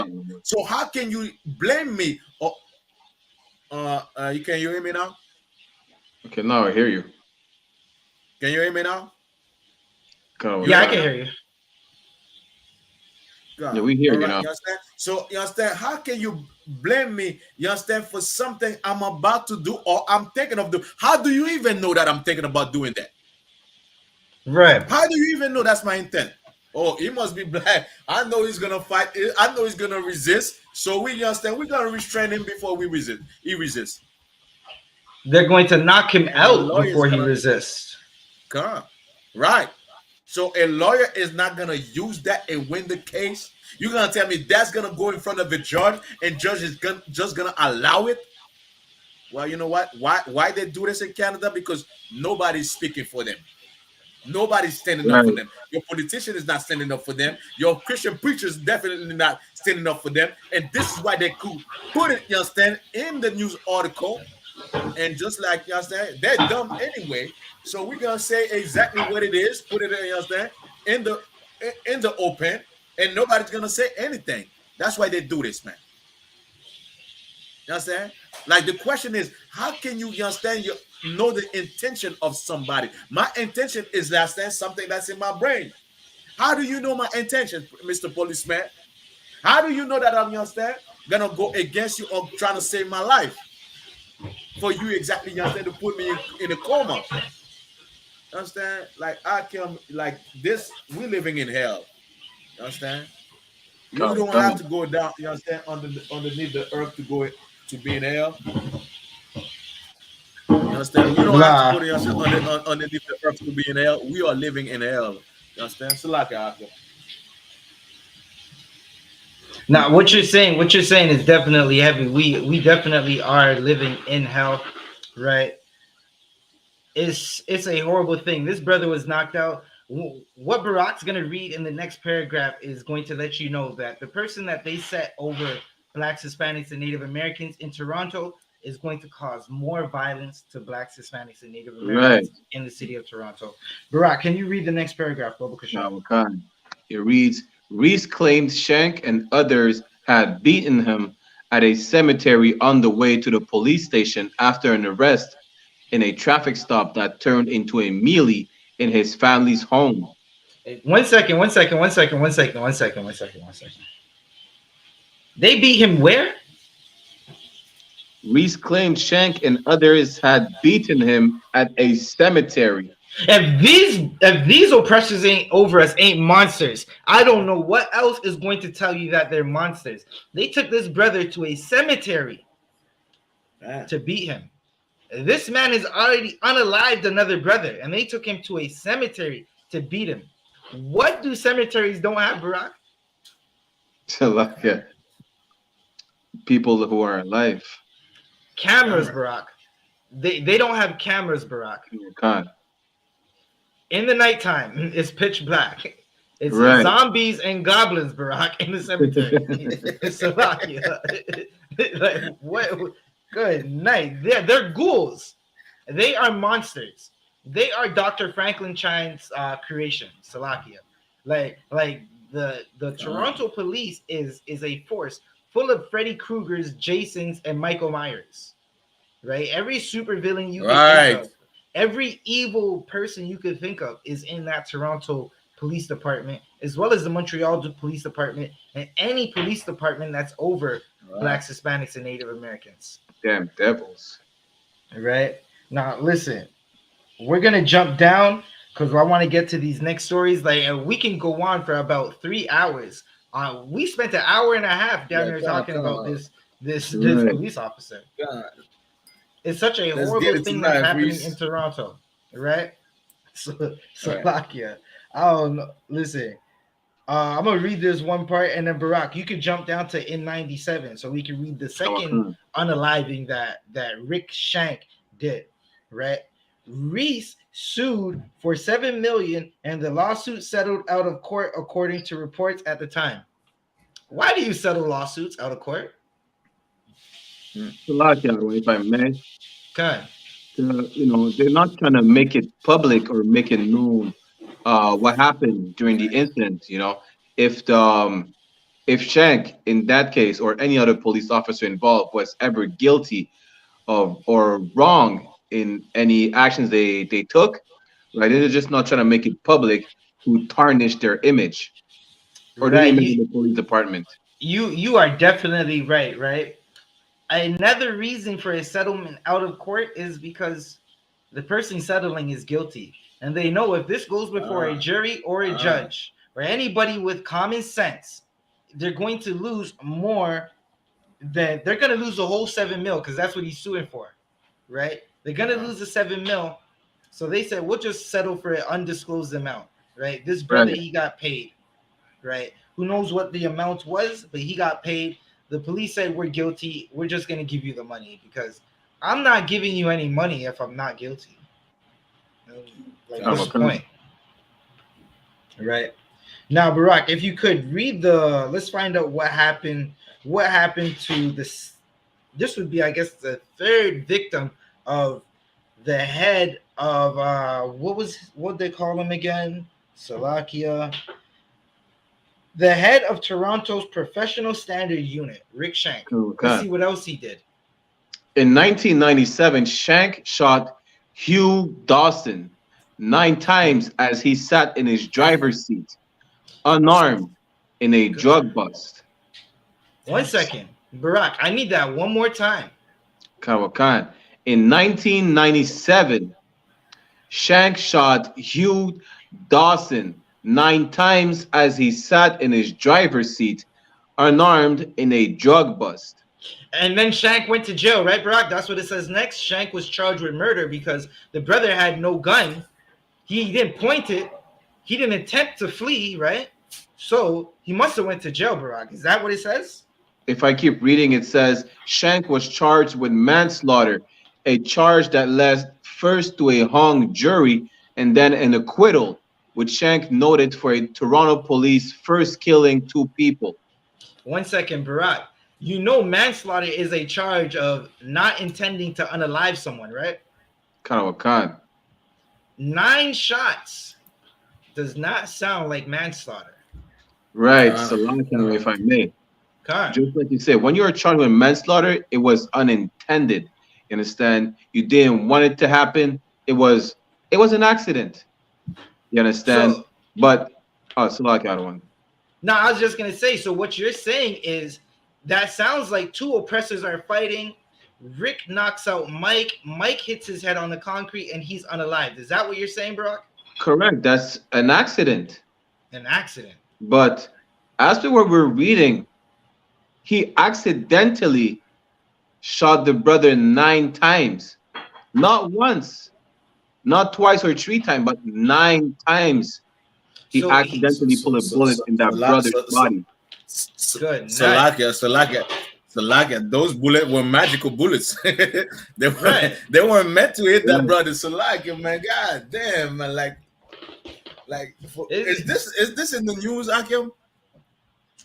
If this is in the news, we got it from CP24, which is the main Toronto 24-hour news station, right? Damn. So he shot that brother. Wow. He unalived that brother. He sent a volley of 9 to that brother to unalive him. Isn't it so convenient? Accidentally, I forgot, Barack. 9 accidental magically, magically, right? I forgot. Isn't it convenient? The charge is manslaughter. He's the professional, the head of professional standards, and his ethics and his work has been exemplary over the decade, his long career. Salakia, one. Not only was he charged with manslaughter, but then it led first to a hung jury and then an acquittal, meaning he was acquitted. You understand? He was not, you understand, found guilty of the unaliving. Right. But right, that good night. Barack, you got it. Honestly, if I keep reading, right, it says Jack Ritchie of the Metropolitan Police Association said at the time, he's had this happen to him twice. He knows what it's like. He's been through it. He must be living a nightmare. So basically, he's the victim. Wait, Barack. So the brother Salaki, I'm trying to say it TikTok friendly because I just want to go YouTube raw, right? Banned from TV, YouTube raw, but I'm trying to be TikTok friendly. He was unalived. They sent a volley of 9 projectiles out of a firearm at this brother because he didn't have a gun and because he didn't intend to flee, right? And they said this has happened to him before. He's living a nightmare. I'm just saying. I'm guessing that according to the police, the mother and father, the auntie, the cousins, who knows if this brother had children. Who knows if he had a rib or 2 ribs or 3 ribs? Who knows? He's a brother, you know, right? They're saying it's not a nightmare for them. Right. It's a nightmare for this police officer. God. That is that again. That shows you that in Canada, your well-being, your safety, your mental health, if you're Black, Hispanic, and Native American, is not a concern to the people in power. So Salakia, the one, if I may. God. It reminds me of that Buffalo shooter, right, who was sentenced to life. Because you understand, a lot of people are gonna say, or other like, you know, mass shooters just like him, they're gonna say, you know, they're gonna always make sure that they are the victims. You know, he was bullied in school. He was, you know, it was a mistake. You understand? He shouldn't be in prison for such a long time. Whatever stupidness they're gonna come up with, you understand? Our oppressor or unaliver always ends up being the victim. You understand? We're the one at the end. You know, we're the one receiving projectiles in our bodies, losing our life. Instead, we're the one being buried in the cemeteries. You understand? We're the one being lynched. We're the one being set on fire. You understand? We're the one being sexually and physically and mentally abused throughout the years for more than a millennium. But then somehow the one committing those atrocities to us and always end up being the victims. Right. So like if I may, and what you say about Kala, just go back to Deuteronomy chapter 28, verse 50. A nation of a fish continent, they don't have no sympathy for the victim. You understand? They're gonna take about that cup that you understand that put 9 bullets, you understand, in this body, in this black man body, and say, well, the cop is the victim. You understand? The cop had trauma. What happens to us dying? That's what, just like you said, what happened to the family that just lost a family member? That's not traumatic enough. How much trauma that do you want us to go through, man? Right. You understand? That's not traumatic enough to lose a member of your family. Meanwhile, that brother was just sitting in his car. How can that be an accident? How can that be, you understand, something, you understand, that you didn't intend? You shot him 9 times. You understand? Right. You shot him 9 times. That's definitely horrible. How can that be that not be something that you understand that you plan to do?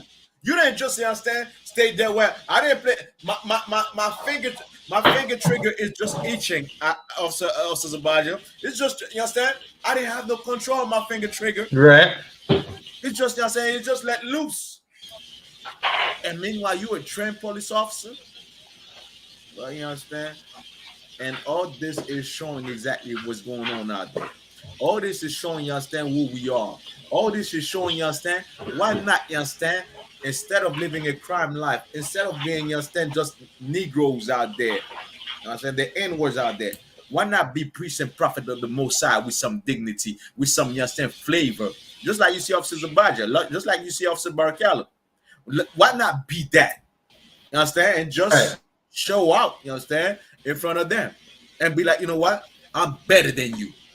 Now, if you unalive me, they will know that I was a man, a righteous man, a man of integrity, a man of knowledge. And you don't right, you understand? Why not be that? If we be that, they're not gonna come in our neighborhood. We don't have to sell drugs. We don't have to, you understand, to sell narcotics. You understand? We don't have, you understand, to be in the gang, street gang. You understand the blue? You understand? I heard the street gangs over here, the Prophet Boys or whatnot. You understand? We don't have to be that. Why not be, you understand, so-called Black, Hispanic, and Native, and the 12 tribe of Israel, Yasharala, you understand? The princes of the Most High. Why not be princes? You understand? Wearing nice garment, you understand? Nice pieces and everything, and just go out there, you understand, and show that we are people, you understand? A wonderful people. We don't do drugs. We don't do, you understand? We're not involved in prostitution and all these type of things. Why not show that? Then when they unalive us, then we could come to the court, you understand, full, you understand, 1,000 men in the court and be like, nah, we're not gonna take this no more.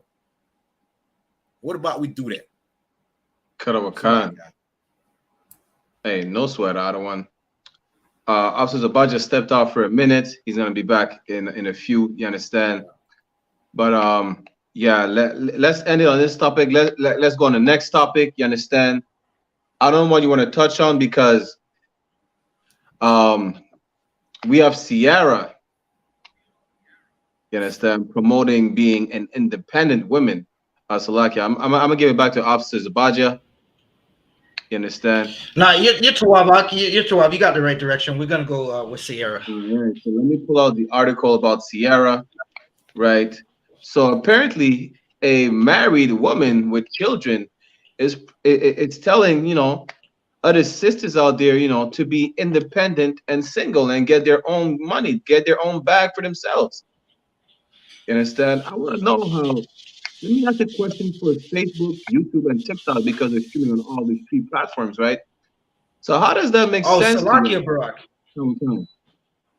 Barak, Salakia. I had a question to ask, right? I just remembered about this. I have a question that I'm going to ask TikTok, Facebook, and YouTube, right?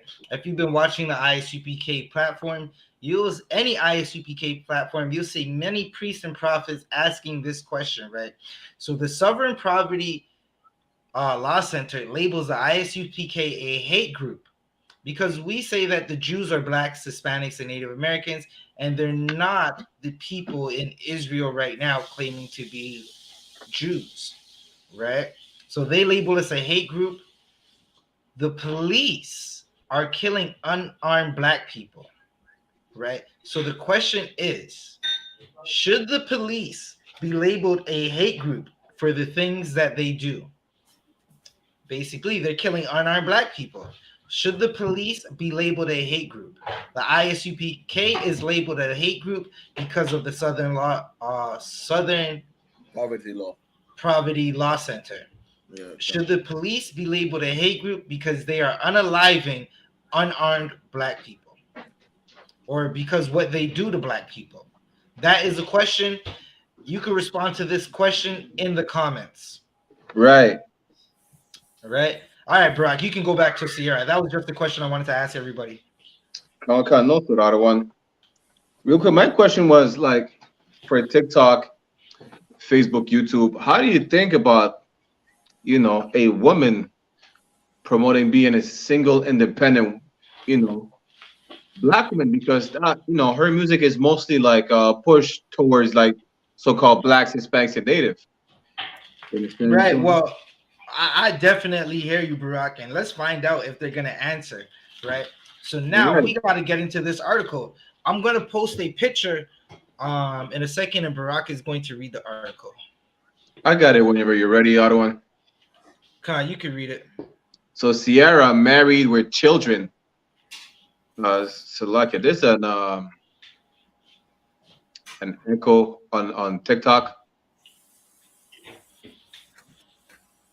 It might be whoever has it in the background.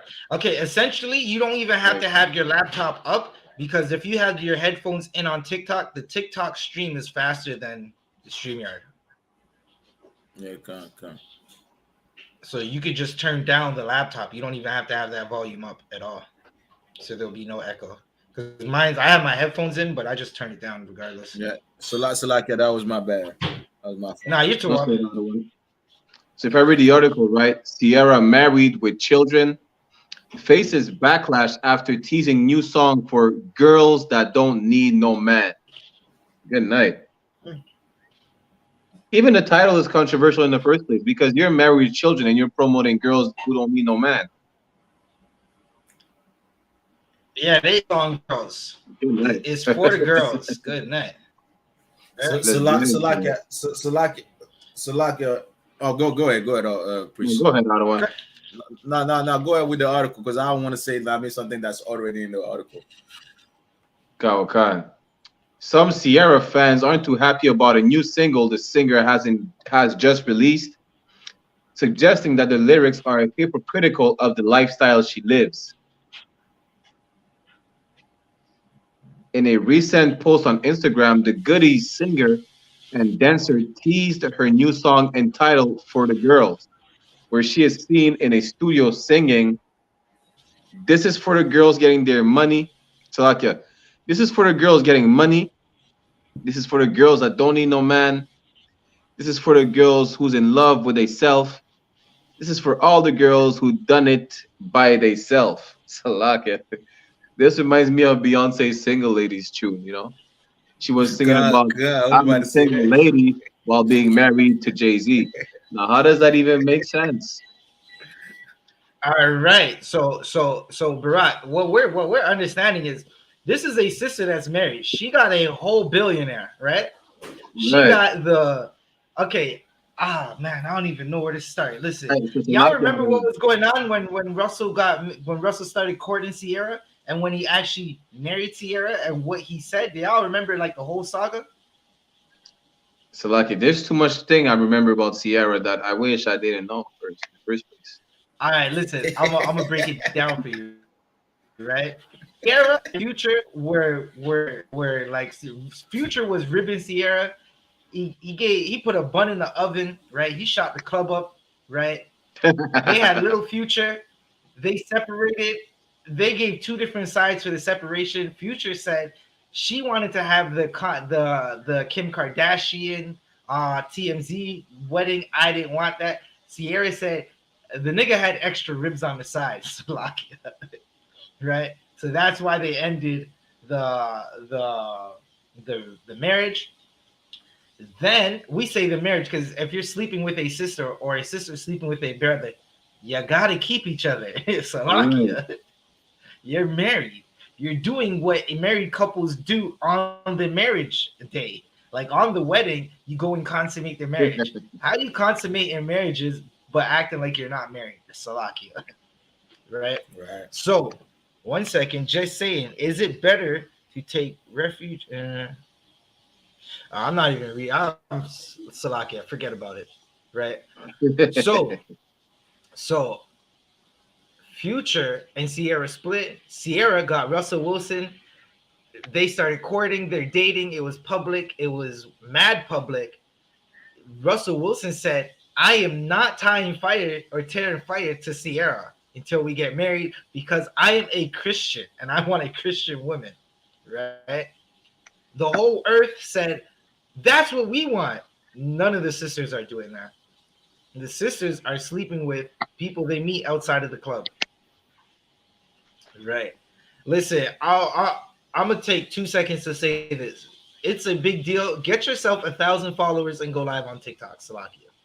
Salakia, if I may, if I may, you understand? Like, according to what the person is saying, you understand, on TikTok, Hashem is supposedly Yahweh, right? You understand? We don't. Salakia.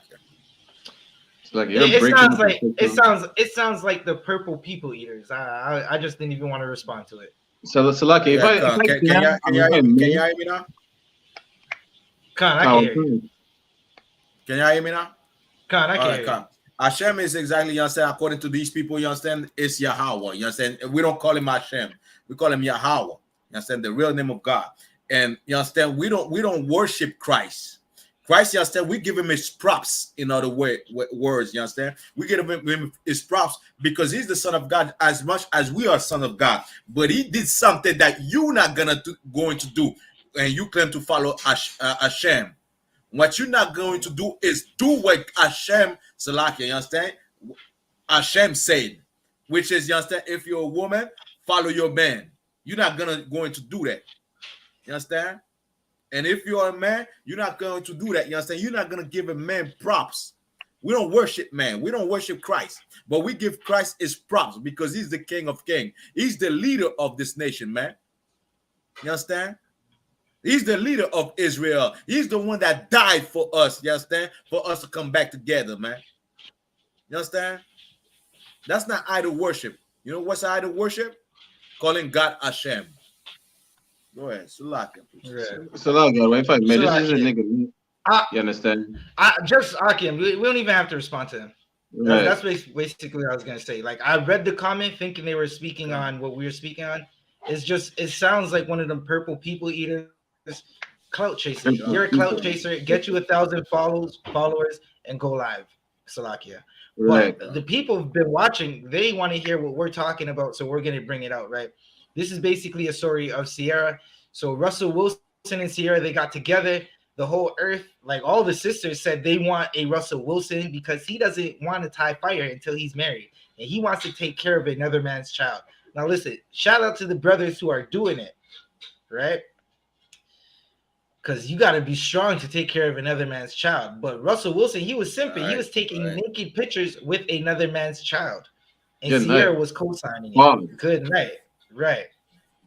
Now, Salaki, where were we going with this? Sierra, she's had her millionaire, damn near billionaire husband who took her in when she was a baby mom's off the street, right? She didn't want to be Future's rib anymore. She wanted to be Future's baby mother. So that's what she became. And Russell decided to take her in off the streets, right?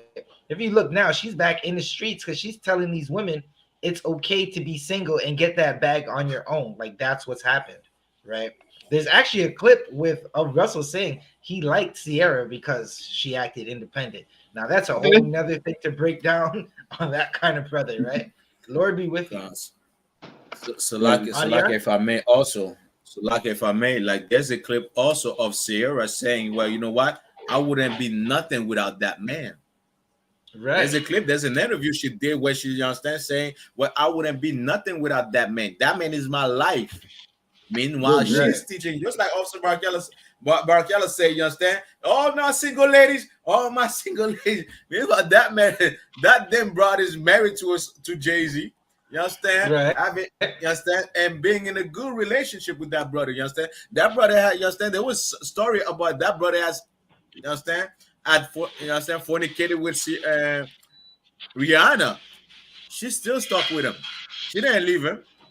You understand? There's you understand? Words where Jay-Z, you understand, had sex with other women. She took it and she didn't divorce him. But she'll tell you exactly, you understand? You understand? To divorce that man, or not even to be affiliated with that man. Why? I'm gonna tell you why. You understand? If I may, I can. This music industry, right, is run by Jewish people. Kanye West said it, right? Yiddish, you understand? Jewish, Yiddish, same thing. You understand? Kanye West said it. It was banned for it. You understand? Meanwhile, these people purposes. Oh, come, still like it. You understand? I'm not too used with TikTok. You understand? Still like it. You understand? You're trying to go back from YouTube. You understand? It's all good. But you understand? Come, what's in Christ? But you understand? Those people, you understand, promote a lifestyle to us that is destructive to us. Right. That's what they do. This is why, you understand, you get in the music industry by them, under them. There's certain things, you understand, that uplift black people, you understand, that you're not gonna hear. Like the music that you used to listen back in the day, that some of them used to, you understand, some song used to uplift black people. You don't hear those type of music nowadays. Why? Right. Because all the promotion that, you understand, that they have is to destroy the black community. Is to destroy, just like Officer Zabaj just read about, you understand, Psalm 83. This plays exactly in the role of Psalm 83. Why? Because the music that we listen to there is about our destruction, what will destroy us. Meanwhile, if we speak, you understand, if just like you listened earlier, you understand, Officer Zabaj and Officer Barakela made a song, you understand? All my niggas chosen, all my Negroes chosen, all my ninjas are chosen. You understand? Right. So you hear this song. Right. This song will not be playing, you understand, in those industries, in those, you understand, and you have a contract with them, you not be able to play. Let me unalive my brother. Right. Let me just treat that woman like garbage. I've, you know, fornicate with her and leave her. Yet, me, myself, if I play those music, if I make those music, my life will be straight. My kids will go, you understand, to now college and universities. Yet your children, you understand, will go to jail. That's what's going on out there. This is why she made that song, you understand, yet living a double life. Because the music industry, you understand, is not gonna allow her, you understand, to promote black family, to promote black wealth, to promote, you understand, like black, you understand. Go ahead.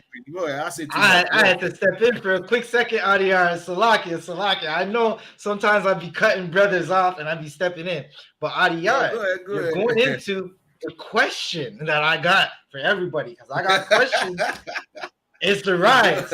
The rise of questions in Canada. We're questioning everything. We're asking questions.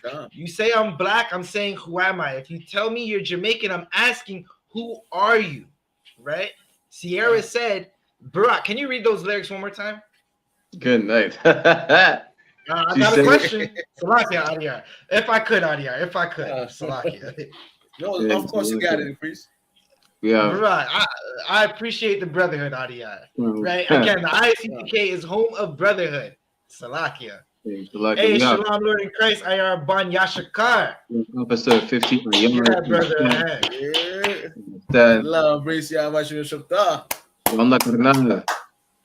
Right. But Barack, can you read those questions? Those lyrics. We're talking about Sierra and her independent movement. And then I'm gonna share something for you if you're watching us on StreamYard. If you're watching us on StreamYard, I'm gonna share something for you. If you're watching on TikTok, tap that screen and share the stream. Tap the stream and share it. Tap the stream and share it. Hit the like button on Facebook and YouTube as well and share this video. Share this stream. Barack? So basically, Sierra was saying in her song, right? This for the girls getting money. This is for the girls that don't need no man. One second, Barack. They getting money and they don't need a man. That's what she said. She getting money and she got a man. So lucky, Barack. Barack, can I get some more lyrics? Right. This is for the girls who's in love with they self. This is for all the girls who done did it by they self. Hey, wait a minute. She didn't get that baby by herself, Barack. That's not. Right. I don't know what they teach in the Christian church, but a man put that baby in her 3 times, Barack. Salakia. Salakia, if I may, before Barack goes, right? And the woman accomplishment also is, you understand, the baby that she has is one of the biggest accomplishment that a woman could have. You understand? Yeah, right. So what you mean? So what do you mean by, you understand, like, you understand, you made it by yourself, you accomplished something without a man. Meanwhile, that baby that you carry comes from a man. You needed that man, you understand, to have that baby. That's your biggest accomplishment that you could ever have in this life, black woman. Don't follow this, you understand, feminist. But your baby that you carry from that man is one of your biggest accomplishments. So like it. Listen. Ayar say we all fun yum here. That's right. Ayar is not Yashakar, it's Ayar ban yam yan Salakia. Well, I think Barack and Allah is Yashakar, really, but I don't know. Yeah. It's up in the air. Good. Right. I might be benching by 2. Right. Listen, we'll figure it out. Good. Barack, was that it for the lyrics? For the lyrics, it says, that was it. Then she says, she then spells out the word independent before the chorus begins to play. This is for my girl. This is for my girls. A. The singer then sings in the video while the record plays. This is so good. And some fans appear to be like the song by signifying their nod of approval. Yet, it's saying, one fan said, us women not playing in 2023, go off, sis. We finally learning to put us first and walking away from anything that's not aligning with our purpose or giving us the desires of our heart. And I love that for us. Let's go, one fan commented. Another one said, Barack. Oh, you got another one. Okay, Barack, you got it. Another one said, yeah, she's clear. It's the correct. She says, Chale. That Atlanta Flow never leaves you, and I'm proud. Hey, another wrote. Oh, Barack, that was not the consensus of every woman. And that's why we're even talking about this. Because sisters are waking up to the bullshit, right? Come on, hold your peace for a second, Barack. Sisters be waking up to the bullshit, right? So my question is, because Sierra is a woman of color, right? A black woman, have you, a Negro.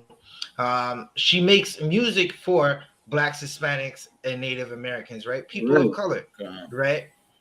Is the song that she's making, is this an attack on the black community, on the black household and family structure, because she's talking about the total opposite of what she's living, right? What she's talking about is the total opposite of her lifestyle. So is it an attack on the black community? That's my first question, right? Now, if everyone looks at the screen on YouTube, the reaction from women in the world is not what you think it is. They are not feeling this. They are disappointed and angry with Sierra. Listen, someone said Russell Wilson's reaction. I'm going to read some of these tweets and some of these memes for the TikTok world, right? Russell Wilson's reaction to Sierra's new song, For the Girls. They have a crying Russell Wilson face. You know when he lost the Super Bowl and he was crying? They have a crying Russell Wilson face. You don't need me? Question mark. Sierra smiling. I'm trying to sell some records. Listen. Now here's the second question. Remember, the first question, is this an attack on the black community because Sierra's making music contradictory to her lifestyle and her core audience is black and Hispanic women? The second question is, does Sierra believe the lyrics that she's saying? Like, does she even believe that women have to be independent and get their own money? That is the question, right?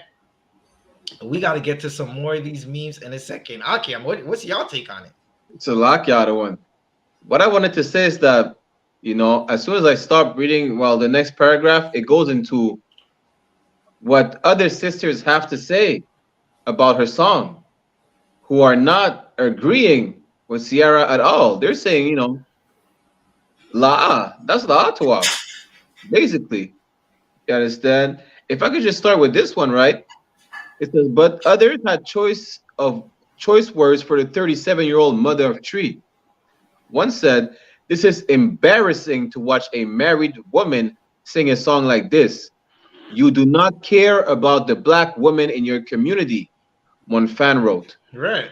You could easily make love songs since you are in love with your husband, but you are purposefully choosing to make a doing that will encourage the women in our community to stay single because you know that's what sells and makes money. Please make it make sense. Bring back love songs and stop trying to rob your community. Well, Barack, what exactly what Officer Adiyar said earlier, the little hats run the music industry. Kanye got banned for saying there's like certain people that run certain industries that target black people, right? Hispanics and Native Americans. What Sierra is doing, she's promoting what her managers and the people who she's signed to want to say. She's not promoting her own view, right? When you listen to Caucasian music, European music, it's never about their women being single, right? You got let's see, Taylor Swift. Taylor Swift is making you, even though Taylor Swift is going out of bad relationships, right? Or what she deems as a bad relationship, she'll make a song about the breakup and how she's trying to find new love. I was She's never making Salakia. Listen, as a musician, you listen to a lot of things. I work in the construction site, man. The music radio is pretty Salakia. I don't ask me. I don't know.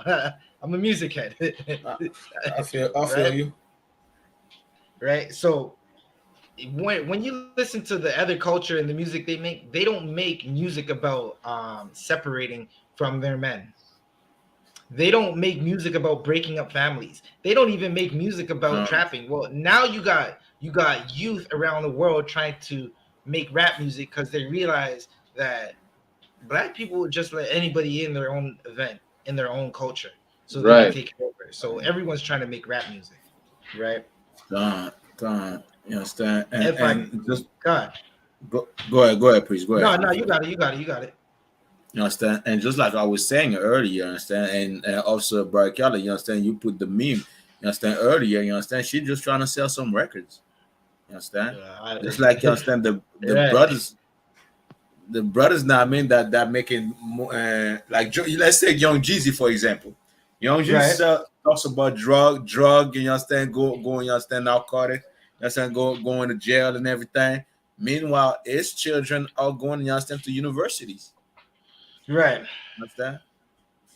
So they're just trying to sell records because this is a means for our people. You understand? Like our people got sometimes, like you understand, these places type of environment, they have to sell out. They have to sell out their own. You understand? Try to make it. You understand? And this is the sad thing because I remember I was watching. You understand? Like Indian. You understand? East Indian music.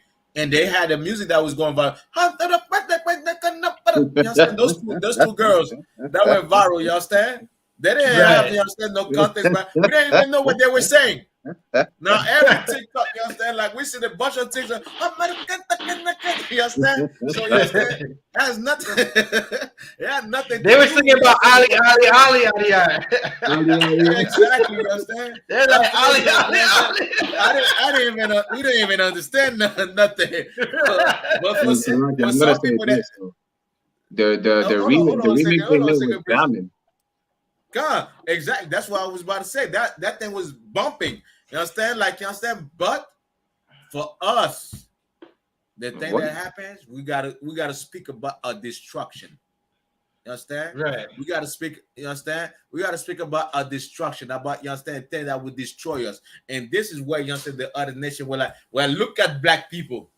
Look at what they sing about. This is, even though, you understand, the majority of people that buy our records, the majority of people that go to our concerts are white people. Right. Why is that? Right. You understand? That's another question. Why is that? Why the majority of the people, you understand, that buy our records and go to our concert are white people? Because they want to, you understand? I'm going to give you the answer. Because they want to hear about your destruction. They love to hear about you killing one another. They love to hear, you understand, about, oh, look at them. Yeah, it sounds nice, you understand? The woman is destroying their own household. You understand? She's having, you understand, relations, you understand, with this man, that man, that man. Meanwhile, my wife will not do this. They love that. Right. That's what's going on out there, man. And meanwhile, us in this poverty, meanwhile, us in this oppression, we just trying to sell records. We just trying to, you understand, get by. Well, you know what? Commander General YAHANNA gonna take away, you understand, take over the music industry. Believe it. Right. You understand? We're gonna take over the I.S.U.P.K is gonna take over the music industry. I don't care if you're in Haiti making compa, we're gonna take over. I don't care if you're in South America making salsa, making merengue, we're gonna take over. Bachata, we're gonna take over. I don't care if you're, you understand, in Europe, United Kingdom, making, you understand, the drill, we're gonna take over. You understand? And us in Canada, us in you understand, United States, we're gonna take over that music industry. You're about to hear some real things. Matter of fact, we got two brothers, you understand, over here. Also Zabaja, also Barakala, you understand, making amazing music in Canada. You understand? We're about to take over the music industry, and you're gonna hear what needs to be said. You understand? What is necessary to be said. Because you understand, these other people, they're just trying to sell records, Akim. They're just trying to be relevant. And you understand, the Jewish man, or the, you understand, the Khazarians, you understand, for, I don't think TikTok know Khazarians as much. The Khazarian, you understand, they want to make it, you understand, seem like, you understand, God, we can't talk about certain things. Well, we will. We're gonna take over these things, you know. We're gonna take over everything. Right. I said, let Ciara do her thing and whatnot, you understand? Because she's on contract. You understand? She's on contract. If she doesn't do these type of things, she would not be paid. And if she go outside of that, she will become like Kanye with it. They'll take, you understand, take all this money away from her. They'll take her man's money away from her, and so on and so on. She'll be like Kanye West. You understand? But you got men that don't fear. That's gonna take over the music industry. So like, right, Adi, if I would just add too, right? Sierra is making this music so she can get back in the music industry because her music is subpar at best. The last time she had a buzz was when Future was writing her music. Right now, listen, I want to. Ayar Banyashikar, he said they think our struggles is amazing. Damn right, right? We got, listen.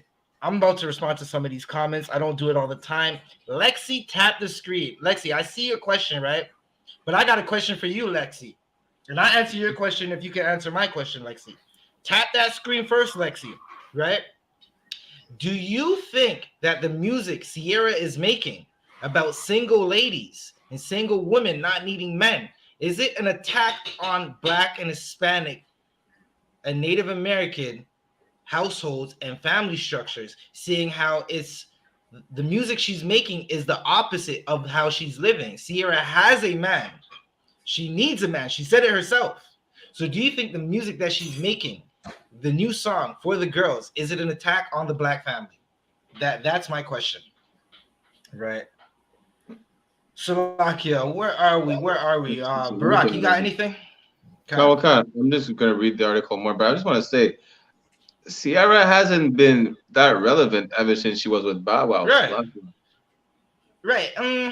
I mean, I'm trying to even remember. The only thing I remember about her really is her last songs that she had that were actually like gave you that old Sierra vibe. Because remember, Sierra had a vibe where she was the girl that was in the party, right? She was making the dance music, right? It wasn't really like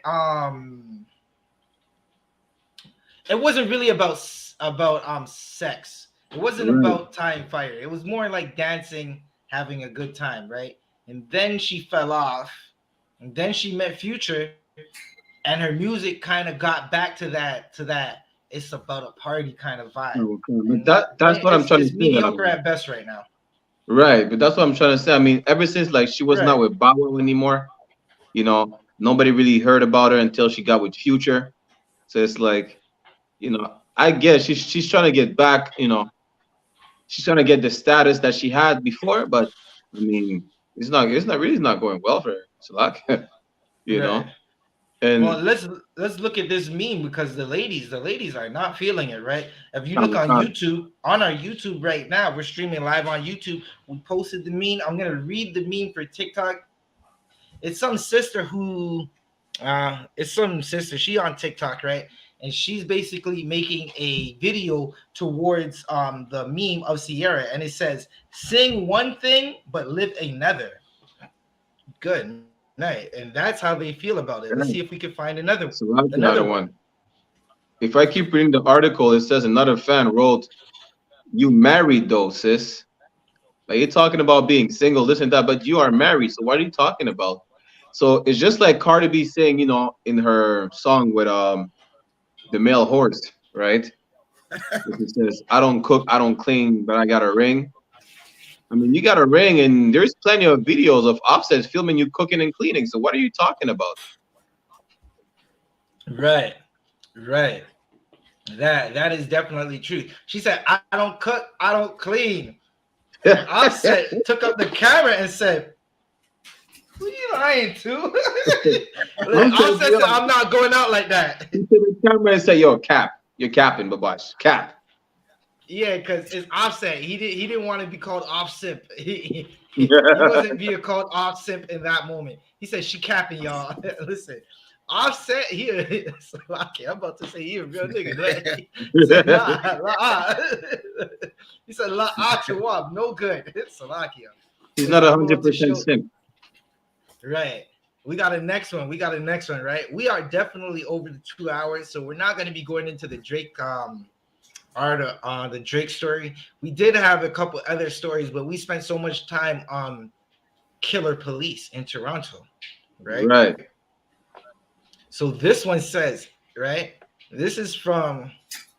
No, you're not getting no fame. Listen, we're not giving them no fame. Hey, Shalom, Sawab, Yahweh Shem Shai Brakafam. Hey, Shalom, Lord in Christ. Okay. Shalom, this one says,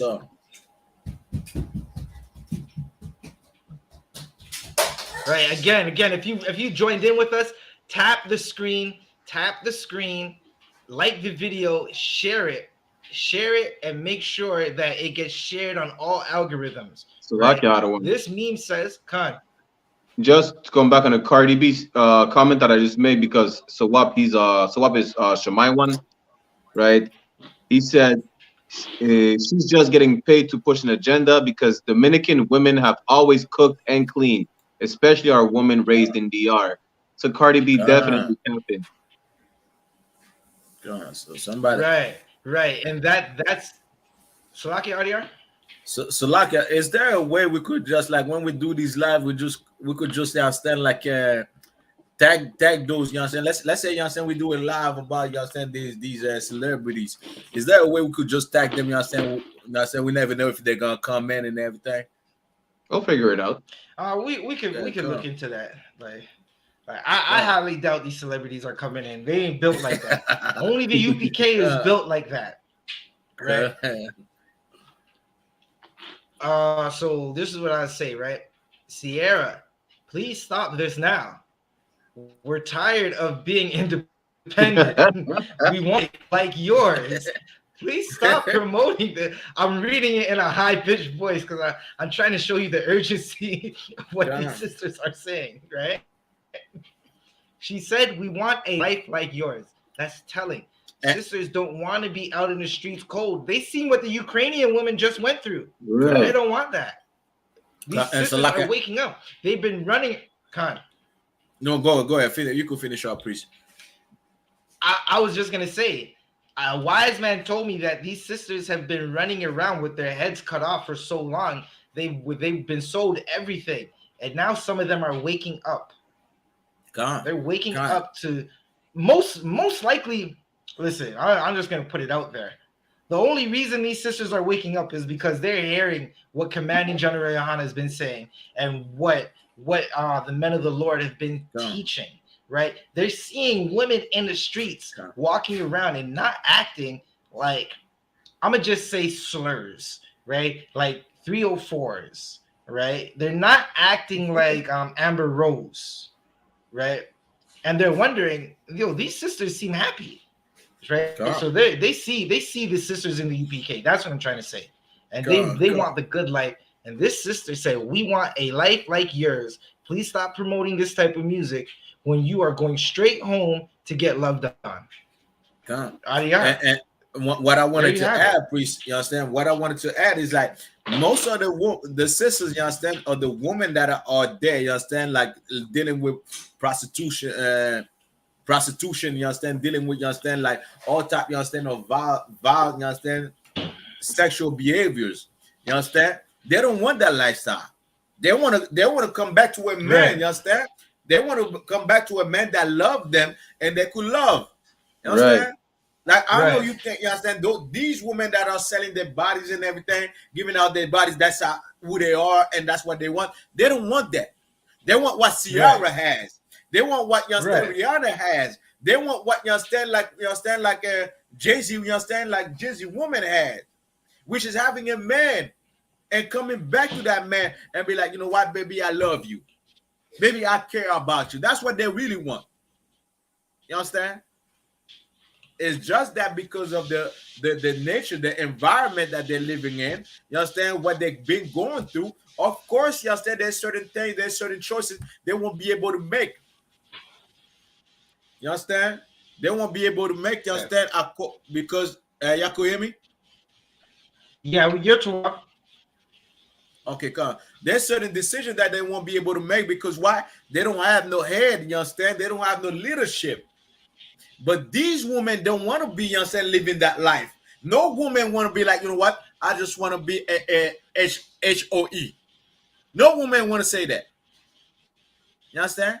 She want to be something, you understand? Like, I love that man and he loves me. I know, you understand, where I'm going back, you understand, at the end of the day, I'm safe. But because of the trauma, because of this environment, because of this empire, of course, they'll be doing some evil things and everything. But these women want what Sierra has. And that's what they're realizing. They're realizing the hypocrisy of Sierra because what? Sierra is living a good life. You understand? Having a man. She made an interview. I can go look up the interview where she said, I wouldn't be, I'm grateful for that man. I wouldn't be, you know what I'm saying? I don't even see where I would be without that man. That's what Sierra said in the interview recently, you understand? Now, they're seeing that. They're realizing, you understand, well, you know what? Meanwhile, you're telling us, you understand, to leave the man that I'm with. That man that I'm with, treat him like garbage. Yet you have a man, you treat him like everything. You treat him like he's God. Yet my man, you tell me, you understand? Just leave that man and have fun. I fornicate with everybody. That's what you're telling me. They're realizing this, man. You understand? Right. And you artists, you have a job to do as an artist. Is change the mentality of our people. So lock out of Change one the room. life of our people. Go ahead. Hey, we have Officer Yatazar in the chat. Hey, Shalom Understand? Adawan Chris on Hey, TikTok. shalom, Adawan, Yah, what you Shalom, y'all, but you Understand? should have thought. You Saka understand? Fed. These boys, now I mean, not bully la hip hop, no. You understand? So, they have a job to do. You understand? It's to promote exactly. You understand the wellness of our people, but they're not doing that. Why? Because again, you understand? Like whatever you understand, it's not Sierra fault. You understand? It's not Beyonce fault. It's not Nicki. You understand? Nicki Minaj is not our people, but it's not these women's fault. Why? It is the oppressor's fault, and this is why the Right. oppressor Right. say the oppressor is the damn devil the Bible speak of. You understand? Because they are the ones, you understand, telling our sisters, telling our brothers, well, speak about that. Don't speak about, you understand? Kanye West said it, you understand, said it in one of his interview.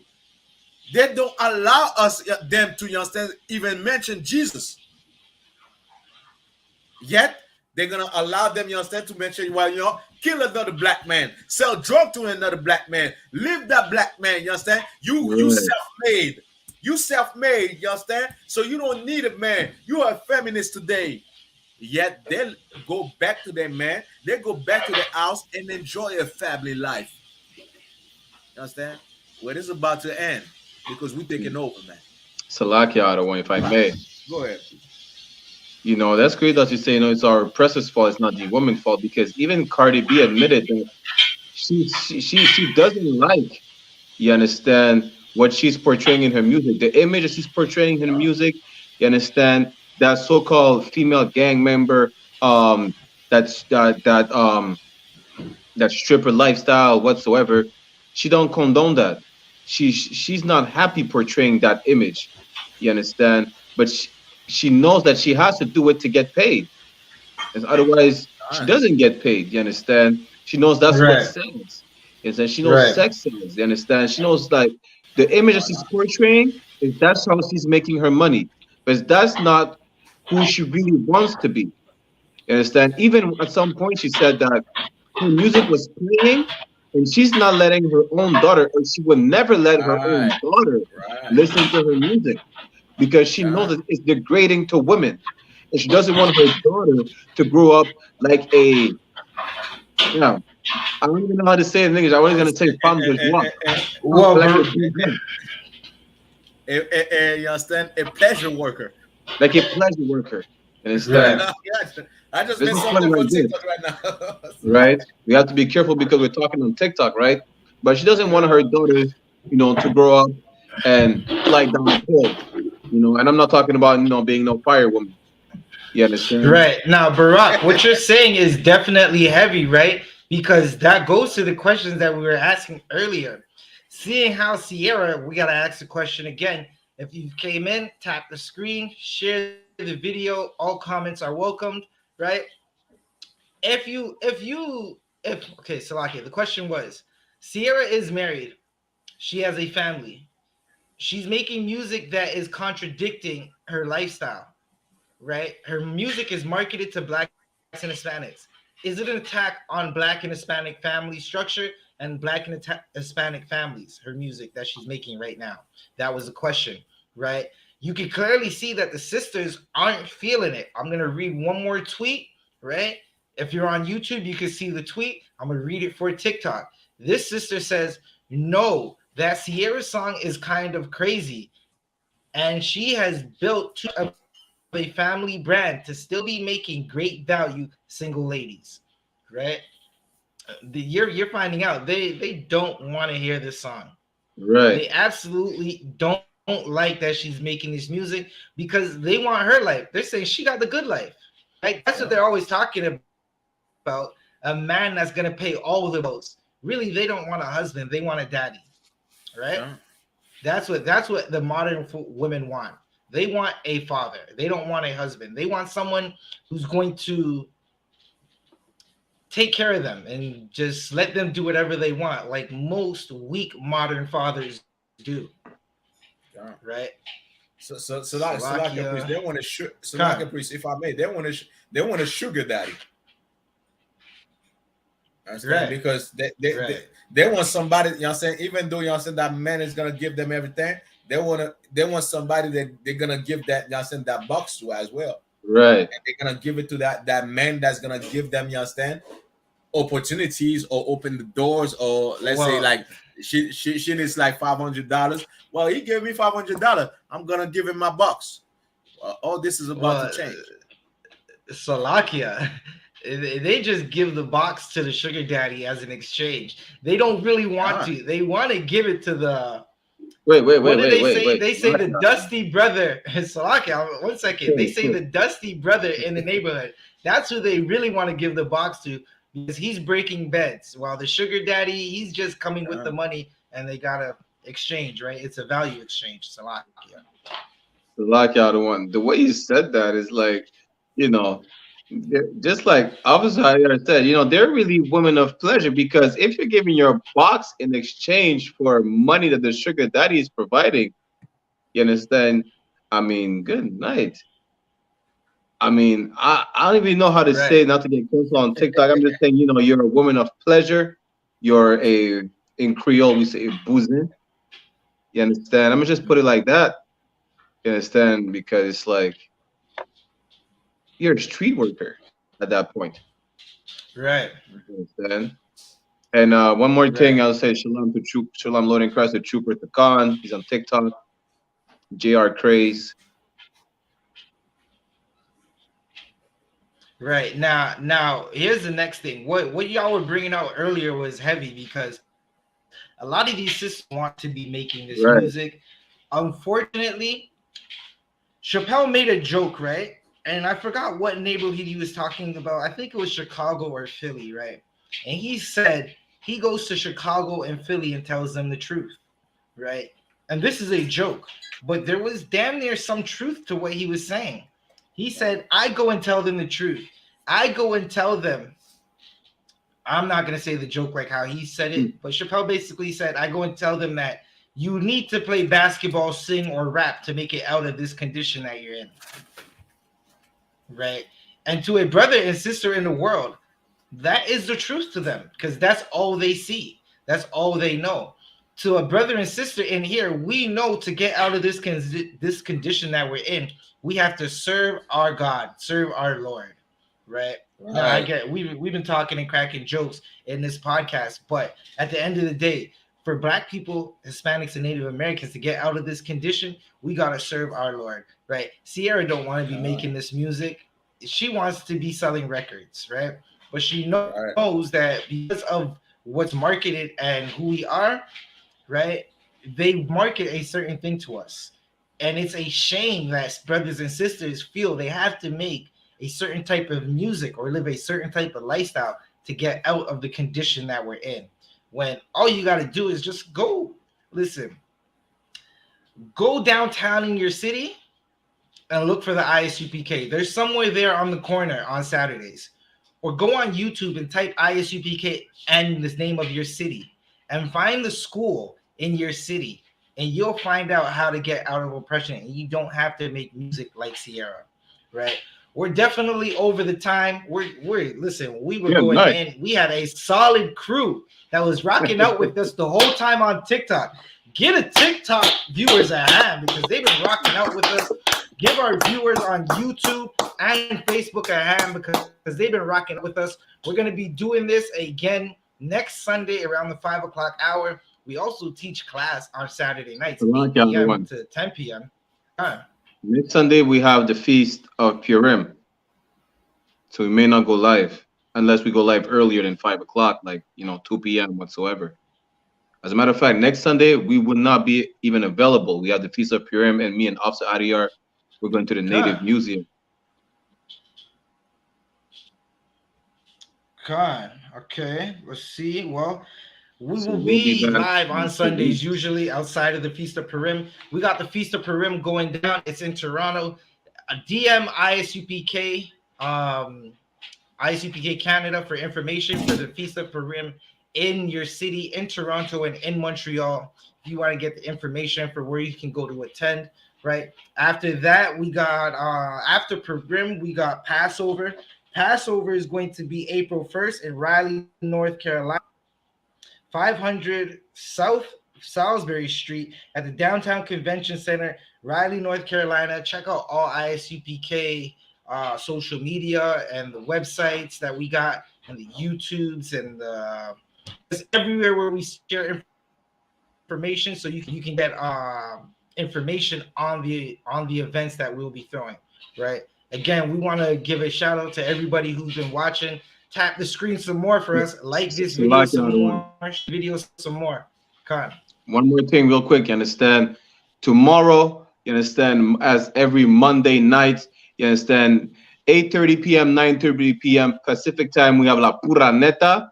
It's then hosted by Officer 500 Malakma, myself, Officer 500 Baraki Allah, and Officer 50 IR on the YouTube channel UPK La Pura Neta. We're going to be on Facebook and TikTok as well. You understand? So tune in every Monday, 8:30 p.m., 9:30 p.m. Pacific time. You understand? That's about 11:30 or 12 a.m. You understand? Eastern time. Tune into La Pura Neta every single Monday. The voice of la raza, la voz de la raza, orale. All right. If I may, for those that speak French as well, you understand, on va voir exactement notre mini-série qu'on va recontinuer avec le Nouveau Testament est pour les Israélites seulement. The New Testament, you understand, is for the Israelite only. You understand? We have a little series that we do every Monday from 5 to 6 p.m. We'll go back at it, you understand, this Monday and tomorrow from 5 to 6 p.m. All right. Sometime it might be from 5 to 7, 5 to 6. You understand? We'll see, you understand, according to what the topic is. So we'll be, you understand, at it, you understand, tomorrow as well on I.S.U.P.K Quebec on YouTube, I.S.U.P.K Quebec on Facebook, and I.S.U.P.K Quebec on TikTok. All right. Hey, to all everybody coming out one more time. This is the I.S.U.P.K Canada, the Rise 1969. Shalom. Hey, Shalom, Israel. Hey, so like Christ. So like it. Don't end the live on StreamYard.